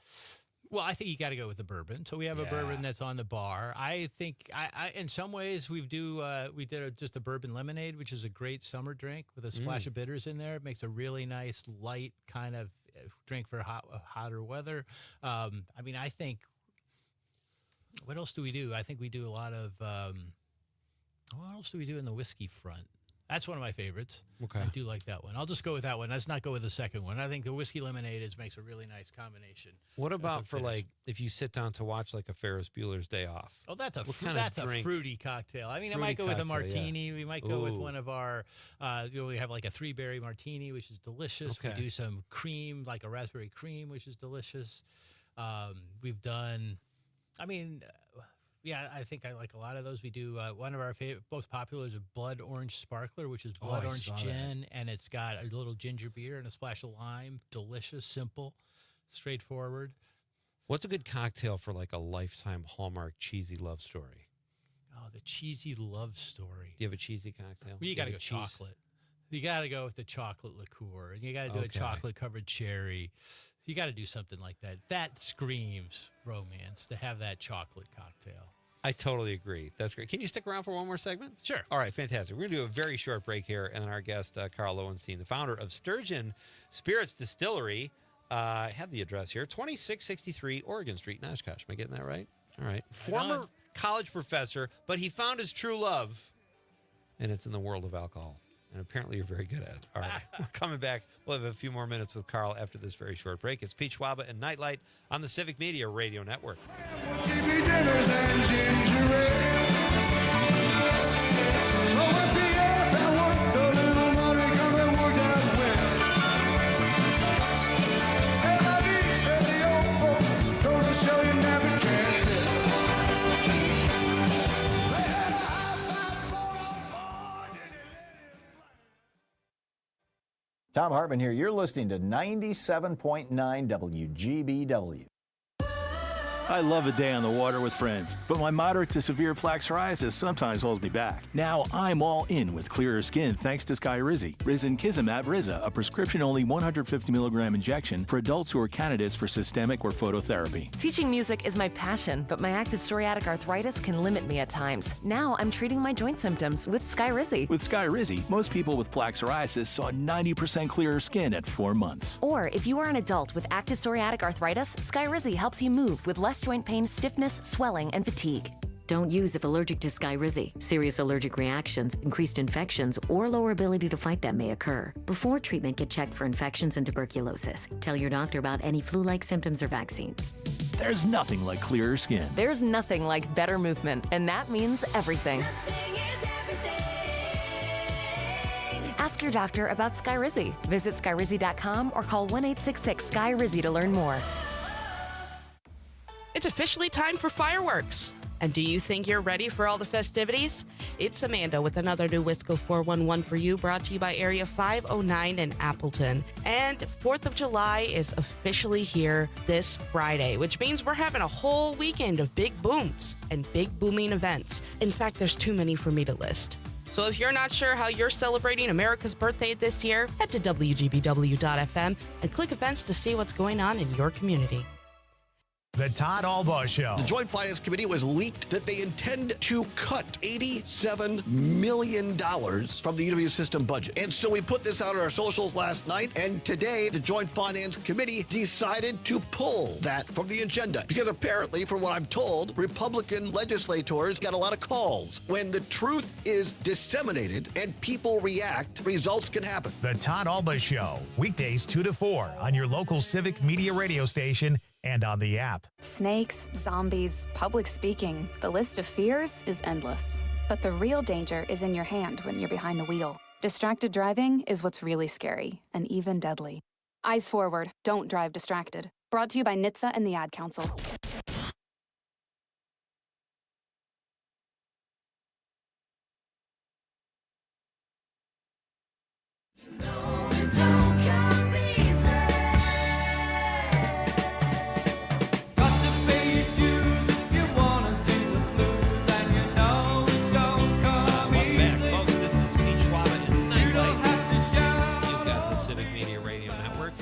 Catch up on some texts shortly. Right now, we have a few more minutes with our in-studio guest, Carl Lowenstein, who is I'm finding out, a TV and a movie fan. We're going to talk about Ferris Bueller's Day Off with Lisa Hale in just a few minutes, but you and I were talking about Reacher, and you said you liked it better than the books. I did. That's great. I especially the first and I think the third season. You're right. We were Yeah. talking about that at the break. I think the third season brought it back. But Same. what I like in the TV show is that the screenwriters have given him a sort of a sarcastic edge that I don't think is in the book. The book is much more sort of straightforward. Yeah. And the show makes him sort of not taking himself quite so seriously. I agree. And I think we all have this fantasy that we just want to be this like nomadic lone wolf that just has a toothbrush in our pocket. That's not realistic. And I would probably hate my life after one day of that. But like, it's kind of cool that this guy does that. So we've got people looking at your website, Carl. It's great. PJ says, I'm looking at the website. Also, he says his cinnamon vanilla sounds good. Is that a vodka? That's a vodka. Okay. And PJ says mulberries are delicious. You've got we have a mulberry tree on the property. We didn't get them picked in time last year. Oh wow, it's coming. Okay, that's fantastic. And then on the text line, Jim from Brookfield says, Carl, your drinks sound fantastic. I'm right there with you on rhubarb. We use it for rhubarb crisps, and my daughter just made a rhubarb gin and tonic, which was delicious. You'd be surprised how many people don't know how wonderful rhubarb is.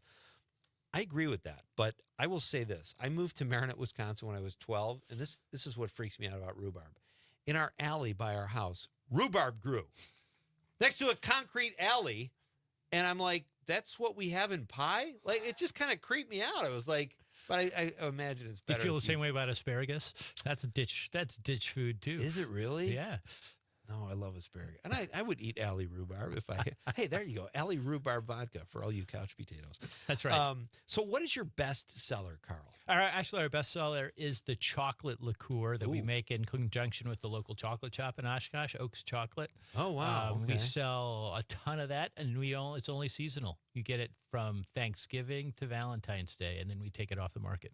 Before we let you go, too, I have to ask you about, you're very community-minded. You do a lot of work in the community. You're very community-oriented. Can you talk about that a little bit as it pertains to Sturgeon Spirits? Well, I would say I was always very active in the community. I, in fact, was on the school board back in 2010, and so I have always wanted to make my community a better place. And so being a small businessman is great because I can give back in a different sort of way, right? And it's more than just my time. And so I really support, of course, the Sturgeon Ecology, and we give a lot of money to the Sturgeon for Tomorrow and the various organizations that help support the health of the lake and its streams and the sturgeon as well.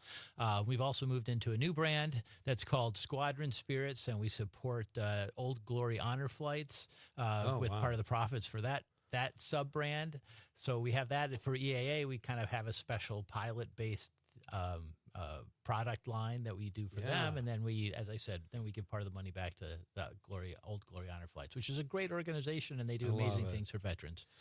Can you make sturgeon better looking? Is there anything you can do to make a sturgeon a better looking fish? I just say we just keep them in the lake. I mean, they're one ugly fish, especially when that mouth is extended when they're out of the water. But they're fascinating but ugly. They are, and they're amazing. And I appreciate the fact that we in Wisconsin were able to do something nobody else in the world was to do. There are no populations of sturgeon anywhere else except in Lake Winnebago. Is that true? Not that's just self-sustaining like our population. Kidding. All the more reason to protect Lake Winnebago, which you guys are part of at Sturgeon Spirits. I was not on the school board. I was the PTA president at our school in LA when we lived in LA for 2 years. My administration ended in scandal, but I was the PTA president. I didn't get much done. What do you do when you're done at working at your distillery? What are you kicking back with at night? One of your own cocktails. What do you go for? I have actually just been really into my canned cocktails, so I just take home and I crack a grape popsicle or a cherry limeade, or actually we have a brand new margarita in a can, which is delicious. And they're a little lower alcohol. It is like having a beer at the end of the night, but it's my own product, and that's usually what I end up doing while I'm sitting around watching Reacher. Or I don't know what I'm going to watch next. I did watch the Jason Bourne series. I got in a hook and I watched all 5 movies I haven't in a seen row. that. But you watched the series too. Well, no, I haven't seen the show. I just watched all 5 movies. Gotcha. Yeah, I know there's a series too. I just kind of Treadstone, I think. Yeah, I haven't watched it either, but I just got hooked into Jason Bourne. We'll have to figure out what cocktails go best with which movies and TVs, because I think there's something there. But we've got about a minute left. You've got some events coming up. Let's talk about that. Well, we had that great thing we're doing with Ben, so we're going to do our first stand-up comedy night at our place July 18th. Okay. We're going to do a pairing dinner with one of our favorite caterers. It's going to be an outdoor barbecue with paired cocktails, and that's going to be on July 19th. We're having music. I'll put in a plug for my son. Peter is a great young musician. He's going off to graduate school in classical guitar at Johns Hopkins next month. And he's doing his last gig. Singer-songwriter with his friend Jaquan, a guitar player and drummer, at our place on Saturday afternoon, 3:30 to 5:30. He's an amazing musician, and take advantage. Wow. I'm very proud of him for that. So what's he going to do after? Does he want to be part of like a symphony or something? Or he knows how to wait tables. My daughter is learning how to do that. She's a musical theater student, so she's learning that this summer. He loves classical guitar. He's amazingly good at it, and it's his passion. I think in the end he may end up being a teacher and maybe get a job. A lot of universities have a classical guitar instructor on their staff, so he may end up doing that, and then you play concerts as part of your academic work as a music professor. It's nice when you can use his talents too at your own distillery, which is outstanding. Carl Lowenstein, thank you so much. Check out Sturgeon Spirits Distillery, folks, in Oshkosh. Thank you so much for your time and continued success. Thanks so much, Pete. It was great talking to you tonight. That was a lot of fun. We're coming back, and we're talking Ferris Bueller's Day Off with New Wisco Weekend host Lisa Hale. That's next on Nightlight with Pete Schwaba on the Civic Media Radio Network.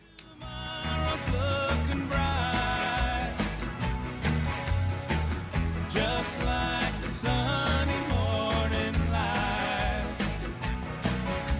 And if you should see her, please let her know that I'm well. You're listening to the Talk of Green Bay, WGBW, home for Matt and Air on Air. As Wisconsin has a fish fry on a Friday night, this is the Civic Media Radio Network.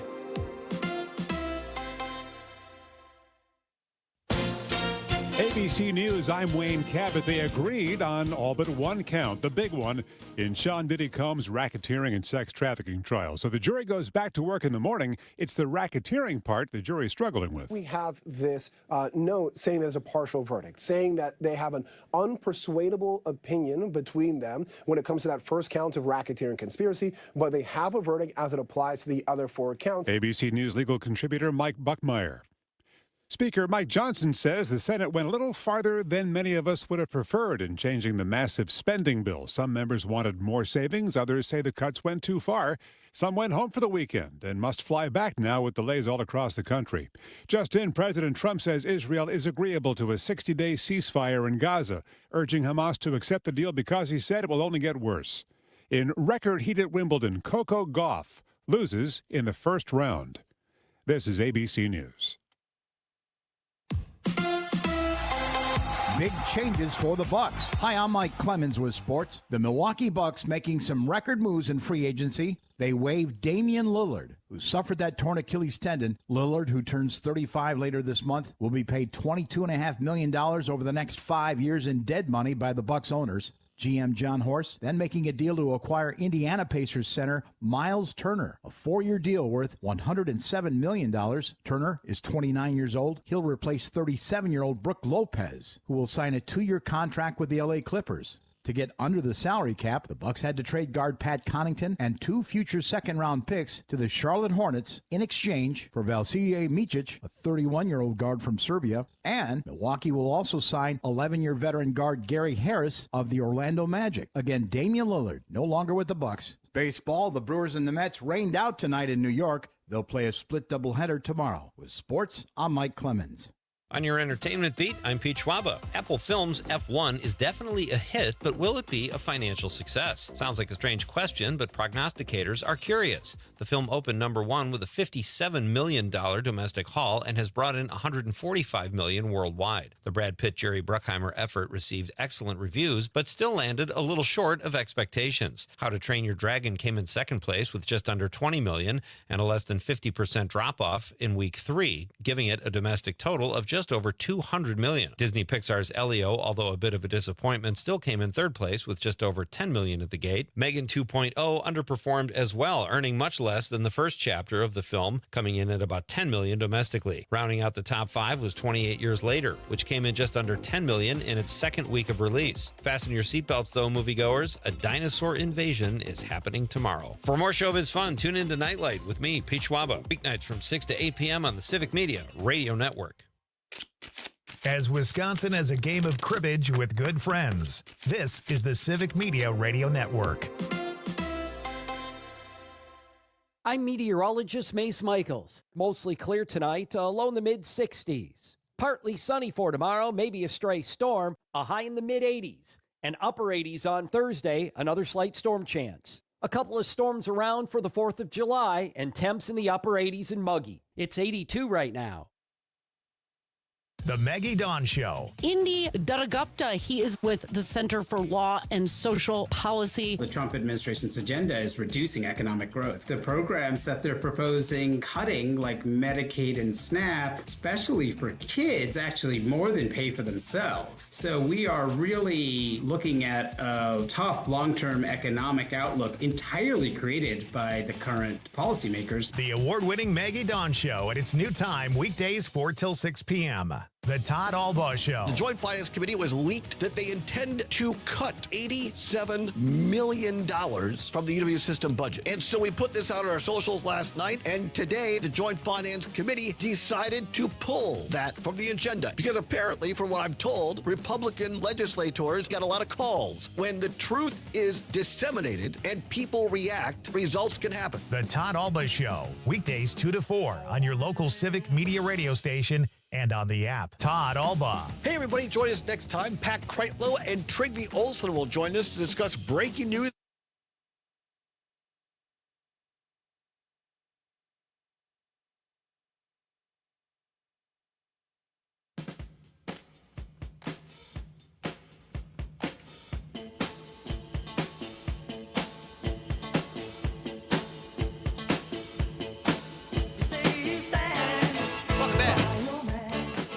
Nightlight with Pete Schwaba. Great to have you with me on this Tuesday night. Just a reminder, we will be off. There will be no live show Thursday, Friday, or Monday, folks. But we will have programming all set to go, right? We've got a Madison-based night best of. And Friday will be all music guests that have performed in Madison. So that's pretty cool. When I was doing the show for Madison, you mean? Yes, we'll have yes. Yeah, that'll be a fun episode. And then Monday is going to be a quiz show. So all the quizzes that we have done, I've put together and made a little show from it. The next time we have Carl on, let's do a booze quiz. Because I don't think we've done a booze quiz at all yet. No, we have not. And I'm sorry I didn't see this, Lori. This great text you sent, Lori from Hayward. She's in the 715. She says, does your guest make a dreamsicle canned drink? Okay, I saw this text, Lori, and he does, but it's not canned. So he does make a dreamsicle drink, but you have to go into Sturgeon Spirits to check it out. So there you go. So I did run that by him, and that was his answer. Why not can it, though, right? I don't know. All right, folks, it is Alan Ruck's birthday today. You think people know who Alan Ruck is? I would say no. No. If you watch Spin City or Ferris Bueller's Day Off, you know he is Cameron Fry in Ferris Bueller's Day Off. It is his birthday today. We've been talking about Ferris kind of off the air a little bit, and I thought we got to have some kind of discussion. And what better way to celebrate Alan Ruck's birthday than to have the host of New Wisco Weekend on and discuss some Ferris Bueller. She knows every movie line ever made. She puts me to shame when we go back and forth, and she is here in the flesh. She is the Northeast Wisconsin news director. Am I getting that right, Lisa? News bureau chief, news director. Bureau chief. Yeah, whatever you want to call me. Bureau chief sounds better. And the host of New Wisco Weekend, a wonderful magazine show that we have all to ourselves here in Northeast Wisconsin, although you can get it on the you can get it on the website app and on the too, website. sure. Yep. Yeah, welcome to the show. It's great to have you back. Thank you very much. And I'm honored to be here on Alan Ruck's birthday. And I know that you mentioned that you wanted to talk Ferris Bueller a little bit, and I told you this, my favorite Alan Ruck quote is not from Ferris Bueller, although Ferris, you're my hero is a great quote. That's a great one, yeah. My favorite one from him is when he was in Twister. He played Rabbit. And they're in the car and everybody's trying to find a way to get to this Twister going through corn and all this. And he goes, trust me, Rabbit is good, Rabbit is wise. So that will always be my favorite quote. From Alan Ruck, not Cameron Fry. Not Cameron Fry. That's Alan Ruck. He played Rabbit in Twister. So I shared with you my favorite Ferris Bueller quote, and it was one that Ed Rooney said. And I can't repeat it on the air, but he was talking to the dog. He gave the dog like poison flowers or something, and he says, Uncle Ed has a present for you, a little. Yeah. It was just beautiful. So we have, where are you at with Ferris Bueller overall as a movie? Like on a scale of 1 to 10, I loved it. I thought, I don't know that it's a great movie, but it was great to me. I loved everything it represented. That's just it. Ferris Bueller is one of those quintessential 80s movies. I mean, my sister saw it like opening night in the movie theater, and she doesn't remember going to see it opening night. I was pissed because she did. I had to work and she got to go see it. And she came home with all this swag and everything that she has since lost. And I'm like, do you know what kind of collector's item that would be now? But I watched that movie so many times, and what it did for Yellow with Oh Yeah was amazing. Oh, yes. Wait, was that Yellow or was that Art of Noise? No, that was Yellow. Oh Yeah, I believe is Yellow. Okay. Yeah. Yeah, that gets Hold on. replayed I can look it up constantly. real quick because believe I you. have a computer in my hand. Hold on. I will get to Lisa too. I want to ask you, Lisa, after you're done Googling, your favorite. Yep, it's Yellow. So the band is Yellow, and it's Oh Yeah. Mm-hmm. I was totally. I thought it was because I know Tangerine Dream did some of the music. There's some of that great music at the end of it where Ferris is with Mia Sara, who kind of disappeared for years, and now she's in this Mike Flanagan movie. It's not Materialist. She's in a new film, The Life of Chuck. And she's basically retired. She raised a couple kids in LA, and she only comes out of retirement when director Mike Flanagan asks her to. She's still gorgeous. She's still, I don't know what kind of actor she was on the broad spectrum because she didn't do much, but she was really good as Sloane Peterson. Oh yeah. Oh yeah. Yeah. There's some great moments between them with this great soundtrack. I think it was Tangerine Dream, but a great soundtrack to the whole movie, actually. Yeah. She had some great lines too. Just some simple little memorable lines, He's Gonna Marry Me is probably my favorite from her because it's right there towards the end, and he's gonna marry me. Hearing you say that gives me a pain in my stomach and takes me back to the things we wanted in high school. Mhm. And it's just like, thank God. There's some song that says "Thank God for unanswered prayers" or something like that. It might Yep. be the Meatloaf song. I don't know, but No, I think that's Garth Brooks. Oh, I wouldn't know a Garth Brooks song, but I believe you. I think Unanswered Prayers is Garth Brooks, but don't quote me. It's been a while since I've been in music radio, so. I think that's another Yellow tune. And the perfect Ferris Bueller was Matthew Broderick. That was just outstanding casting. Yes, absolutely. I mean, they could not have gotten anybody better to play him and to break the fourth wall. He was great at breaking the fourth wall. And, what's her face? Chickie, Mia Dirty Sarah? Dancing Chickie. No, Dirty Dancing Jennifer chick. Grey. Thank you. Yeah. I couldn't And remember Charlie her last Sheen. name. Yeah. Yep, Jennifer Grey, Charlie Sheen, but he was dating Jennifer Grey during that movie. Oh, really? Yeah, and then afterwards they had that car wreck. Wait, who? Oh, Matthew Broderick was dating her. Mhm. Right. Oh my God, I forgot about that. See, Wow, this you is know the your stuff that I used to read in my, fan magazines when I was Tiger Beat. Yeah. Oh. I did have a subscription to Tiger Beat when I was a younger teenager. And Tiger Beat Star, which was its companion magazine. It's subsidiary, if you will. Yes. Our Boy, I am own, dating myself big time with this. Hey, listen, if we both know who Leif Garrett is, we're in serious trouble. Chris Casper, our Leif civic Garrett. media engineering rock star, chimes in on the text line and says, "It's part of my ethos, second only to Top Gun." He's a huge Top Gun fan. And Seriously, those of us from Gen Z who were, in our formidable young adult lives, Ferris Bueller's Day Off was just classic because A, he thumbed his nose at authority, B, he had fun doing it, and C, well, it was just funny. It was what we all wanted to do. it was great. It's a great movie. And speaking of, it's funny that Casper mentioned Top Gun, because my classic movie pick of the week will be, you have a rock and roll theme this weekend. Mhm. And it's such a great show, folks. If you have not checked out New Wisco Weekend here at WGBW or WISS, or just go to the Civic Media app, all the episodes are backlogged. Lisa is the host and does a great job with it. And my movie pick is going to be The Doors.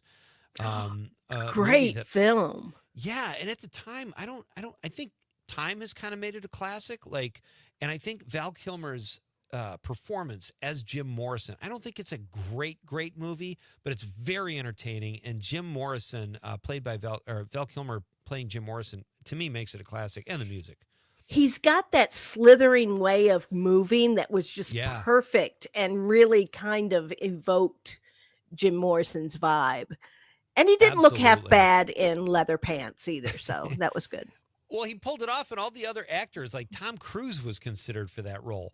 Bono to play Jim Morrison. There's a whole list of people. Keanu Reeves, maybe Keanu Reeves could have done it, but Val Kilmer was actually the perfect cast. And Chris Casper, and this is in my classic movie, B2, Casper says, "Oh man, Val sang all of his own stuff," and that's true too. He did, and he also sang all of his own stuff in it was such a great spoofy movie. And I'm losing it right I now. know what you're talking about. Top Secret. There you go, Top Secret. Exactly. And I loved Val Kilmer in Real Genius. That was the movie to watch Val Kilmer in. It was Real Genius. So he was great. And here's how well he did playing Jim Morrison. Just refreshing my memory about this movie today. None of the Doors liked the film particularly well, of the actual real-life Doors. They thought it was not an accurate depiction of the band or Morrison. They said they made him look like a slob. He was actually a great guy. They took Oliver Stone, the director, took a lot of liberties, but they all thought Val Kilmer should have gotten an Academy Award for playing their bandmate Jim Morrison. Makes perfect sense. I mean, when you can embody that character and become that character for several weeks of filming. So yeah. So, Lise, what else is coming up on the show this weekend? I anything you can't want us- that believe we you should be aware of? just called me Lise. Should I not have done that? No, that's great because I haven't been called Lise by anybody who's not in my family for years, and that's great. That used to be, that's what they used to call me, was Lise. So I kind of feel like we could be cousins. I mean, We have probably kind of could similar be. sensibilities. You're probably a little smarter than I with news. Of course. But, I think you pull off the Lise thing. You don't want to do that for news. You're Lisa Hale. That sounds I'm Lisa Hale for news, but when we're talking entertainment, when we're talking Ferris Bueller, Yeah. Lise. I'm Lise. Yeah, exactly. But as for New Wisco weekend, this weekend, you mentioned our theme is kind of a mixture. It's patriotic and rock and roll because Rock and Roll Day is Monday, July 7th. So, and we're doing the 4th of July weekend as well. So we're combining it, and we've got we've got some great features on fireworks, and Terry Barr's doing her feature on rock and roll. So it's going to be a good show. It's going to be a great show. Do you have for the 4th of July, what is a cocktail you would nurse before we let you get out of here? That I would nurse, Yeah. as in not drink it all at one time and kind of sit there with it the whole time, kind of. Yeah. Assuming you're not being all news bureau-y and you have the day off, and you start a little earlier than you normally would, what are you going to just kind of sip on all day? Vodka tonic. Oh, nice. That's a great summer drink. Oh yeah, exactly. A little extra lime and I'm good. Yeah, perfect. Hey, and you said you were going to retire to your bedroom and have some peace and quiet to do this interview, but your office looks very professional there. It does not look like a she shed with a bed. No, this is not the she shed with the bed. Okay. This is the office where I do work and stuff. And you say it looks professional, but I'm looking over my shoulder and I see my Doctor Who picture and my plague doctor mask. So I don't know how professional that is. Oh, no way. You're styling. That's fantastic. Hey, thanks for jumping on to discuss Ferris Bueller. We had to do it tonight, and you were just the person to do it with. Thank you so much. Well, anytime. And if you really want to get into a quote competition, we can do that anytime you'd like. Oh, I've gotten a beat down the last couple of times. I'll rally. I'll come back at you. I'm not done. You haven't seen the It's last pretty of bad Schwaba. when I gave you quotes from In and Out and you didn't even know what I was talking about. I know. It's terrible. I'll put on my game face next time. Works for me. Thank you, my friend. Have a great show this weekend. And Anytime. We'll talk to you soon. Thank All you right. very much, Pete. You're very welcome. That's Lise Hale, from the host of New Wisco Weekend and the bureau chief here at WGBW, WISS. We are coming right back to finish up your text. There was a text war brewing between Dave and PJ. We'll get to that when we come back. It's Pete Schwaba and Nightlight on the Civic Media Radio Network. Just another night is all that it takes to understand the difference between lovers and fake. So baby, I talk to you. Come work with us. Civic Media has a number of great jobs across the state. Open now at civicmedia.us/careers. I'm Dan Schaefer. Let's recombobulate. Ever since I started the recombobulation area, I've written an in-depth breakdown of every new edition of the Marquette University Law School poll. The newest poll asks about a range of topics: whether Tony Evers should run for a third term, where people stand on Donald Trump's economic policies, and a host of issues relating to the state budget. The poll paints a picture of a polarized Wisconsin. Many people are very dug into their partisan camps, which is perhaps to be expected in the most evenly divided state in the nation. But there are a number of issues polled that do have the support of more than 2/3 of Wisconsin voters. Those include extending Medicaid coverage for new moms, legalizing marijuana, making major increases in state aid for special education, providing mental health services in schools, allowing citizen-led ballot initiatives, and banning cell phones in schools. What do most of these issues have in common? They are policies being advanced by Democrats in Wisconsin. Find all of Dan's work at the recombobulation area. You want to feel important. You want to be part of something bigger, something that matters and can help change things. You want to feel like you belong. We know. We felt that way too. And that's why we did something about it. We aren't just Army National Guard soldiers. We are normal people just like you. But our part-time service in the Army National Guard means we get to be more. When our communities are in need, we get the chance to stand up and do something about it. we get to serve in our own region and help the people we call neighbors. From the lakeshores of Ohio, Michigan, Wisconsin, and Minnesota, The fertile fields of Indiana, Illinois, and Iowa, to the wide open plains of North and South Dakota. we are here for our hometowns. And together, we can make a difference. Take on your legacy. Visit NationalGuard.com to find out more. Sponsored by the Wisconsin Army National Guard. Aired by the Wisconsin Broadcasters Association and this station. Mommy, can I sit in the front seat just this one time? Please, please, please. No, not yet. But why? Because I love you, and you're just not ready yet. Now, get in the back so I can get you in your car seat, please. Putting your kids in the right seat for their age and size is an act of love. Check that your kids are in the right seat at nhtsa.gov/the right seat. Love protects. A message from NHTSA and the Ad Council. The Maggie Dawn Show. Madam Mayor, Satya Rhodes Conway from the fabulous city of Madison. A lot of people say, I don't like politics. It's all dirty and angry and blah, blah, blah. It's really about caring about your community, finding a way to bring it back to people talking to each other about what is important in our place and how do we take care of each other and use the levers of government to do that. That's really what it's about. The award-winning Maggie Dawn Show at its new time, weekdays 4 till 6.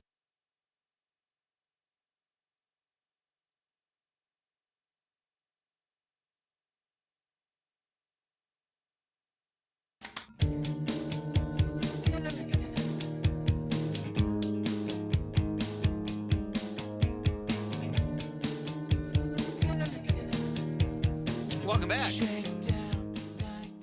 This is Nightlight with Pete Schwaba. I am Pete Schwaba. Conrad Krieger running the board. Great to have you with me. We have a little text war brewing. Good-natured text war we'll get to very soon. Tomorrow night on the show, Milwaukee film critic Matt Miller will be here. I'm very curious to see if Matt has seen F1. But we'll talk about all the summer blockbusters. Jurassic Park opening tomorrow. That's exciting. It's going to be a big week for the box office. And it's been a good box office so far this summer, I think. There have been some really good films that have been out.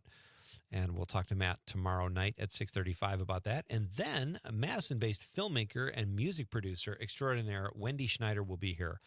Wendy has a screening of her film, The Smart Studio Story, at the Atwood Music Hall in Madison coming up in just about a week or so. So we'll talk to Wendy about that. The film is actually about 9 years old, and it's about Butch Vig and Steve Marker and how they formed Smart Studios. Butch is a member of the band Garbage, and he and Steve produced albums by Nirvana, Smashing Pumpkins, I think like Soundgarden, and obviously Garbage, all from this little hole-in-the-wall studio in Madison.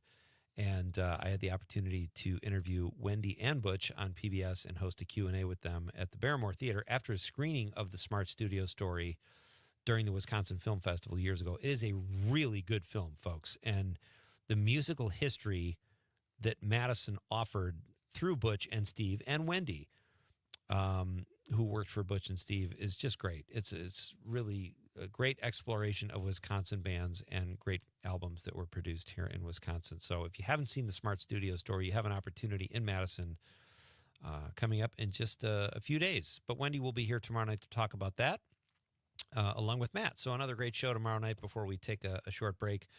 As I mentioned earlier, Thursday, Friday, and Monday will all be new kind of shows, not necessarily original, but fun themes. We've got the quiz show Monday, and we've got the Madison music guests, and that's Friday? Yep, Friday. Okay. And then Thursday is just kind of like some great moments just to look back on this year so far. Oh, it's going to be fun. Turning to our last final text here, we've got from the social media page, Vince Moranto, comedian Vince Moranto, who has been on the show. Great guy. He says, nursing. Ha, ha, ha. Good one. Vince will obviously be downing alcohol at an alarming rate all day. Whatever you do, Vince, be careful. And this is interesting. Chad Fran, he's been on the show before. Chad's a great guy. He says, why support the alcohol industry? I'll tell you why, Chad, because there are very responsible businesses in all walks of life. And as we saw here tonight, what Carl Lowenstein does with Sturgeon Spirits is really responsible and good for the community. He employs a lot of other people through his distillery. They have conservation theories and missions, and they do a lot for the community. So I think it all just depends on the business. There are crappy businesses in all walks of life, including, as you say, Chad, some in the alcohol industry. But I think there's a lot of really good ones too. So, and those are always the businesses that we'll have fun talking to. So my thanks to Carl Lowenstein for making the drive up from Oshkosh tonight. It was great to meet him and talk about his product. My thanks to Lisa Hale. We've got a text here from Steady Eddie, and then we'll get to our little text war. Your dad chimed in, Conrad. Your dad snuck a text in there. He says his summer drink, or that he will nurse on July 4th, Leinenkugel Summer Shandy will be my drink of choice. That's Happy a great 4th. choice. It is great choice, and Dad. a popular drink, too. You know, I talked recently, Leinenkugel made a watermelon beer. Yeah, it might have been, that might have been Nuclearis. It was like a Are you watermelon sure? splash. Because I had that on the golf course, actually. And it was phenomenal. I'm almost sure it was, they probably do that too, but I'm pretty sure about 5 years ago, Leinenkugel's had a watermelon beer. And it was different and really refreshing. I really liked it. That's exactly how the Nuclearis one was, too. As is Summer Shandy. That's a great choice. Yeah. Steady Eddie from the 608 says, Pete, I feel your pain. I like Conrad and listener. I like Conrad's and listeners. You got it. You got it. I like Conrad's and listeners' idea of soaking your foot in a warm solution to help remove that invisible, painful shard of glass. I would try that first. But if that fails, another possible remedy that I found on YouTube, Pete, is for you to go out in your front yard on a hot, sunny summer day while wearing your favorite bowling shirt and Bermuda shorts. Stand on your head and sing the Star Spangled Banner at the top of your lungs. Not doing that, Steady Eddie. But he says after singing all 4 verses, cool yourself down with a garden hose. Rinse and repeat this procedure every 30 minutes. The glass shard should eventually work itself out. I'm not sure if this will work, Pete. What I'm saying is there's a chance. Well, Steady Eddie brought it on that. I think you got to try it tomorrow. Thank you, sir. All right. So for the last hour or so, PJ and Dave on the stream have been getting into it. And PJ said, PJ gave suggestions of what he was going to nurse on July 4th. And Dave said, PJ is on fire tonight. Beer for me. Then PJ kept going. After thanking Conrad for being on his side, PJ said, in response to Dave's text, I'm always on fire, Dave. I'm a fire sign, however. I am a fire sign, however? What does that mean? I don't get that. I'm not sure. Is that like an astrological thing or something?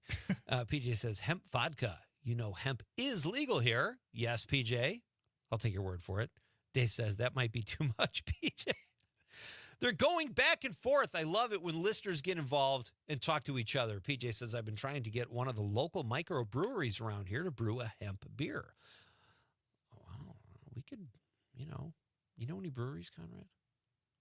There's a bunch in Green Bay. And here's Dave being helpful again. He says, the Rail House in Marinette, talk to Ron. He's referring PJ to Ron. This is an information exchange. Just beautiful when Nightlight listeners come together. And they love, PJ says he loves Ferris Bueller's Day Off, Gen X movie. Dave says, we grew up at that time, and we drank hose water. That's what PJ drinks, hose water. And then Dave says, I remember when everyone from Michigan came to Wisconsin to drink. Now everyone from Wisconsin goes to Michigan to smoke. Dave says, eat a little dirt. PJ says, and Illinois, if you live on that end. All right, everybody chipping in tonight. It was a great night at Nightlight. Thank you all for your texts. Little text war never hurt anybody. It wasn't really a war. No. Information. It was fun. Information change. We'll do it all again tomorrow. On behalf of the lovable producer Conrad, I'm Pete Schwaba saying good night, Wisconsin. 1, 2, 3.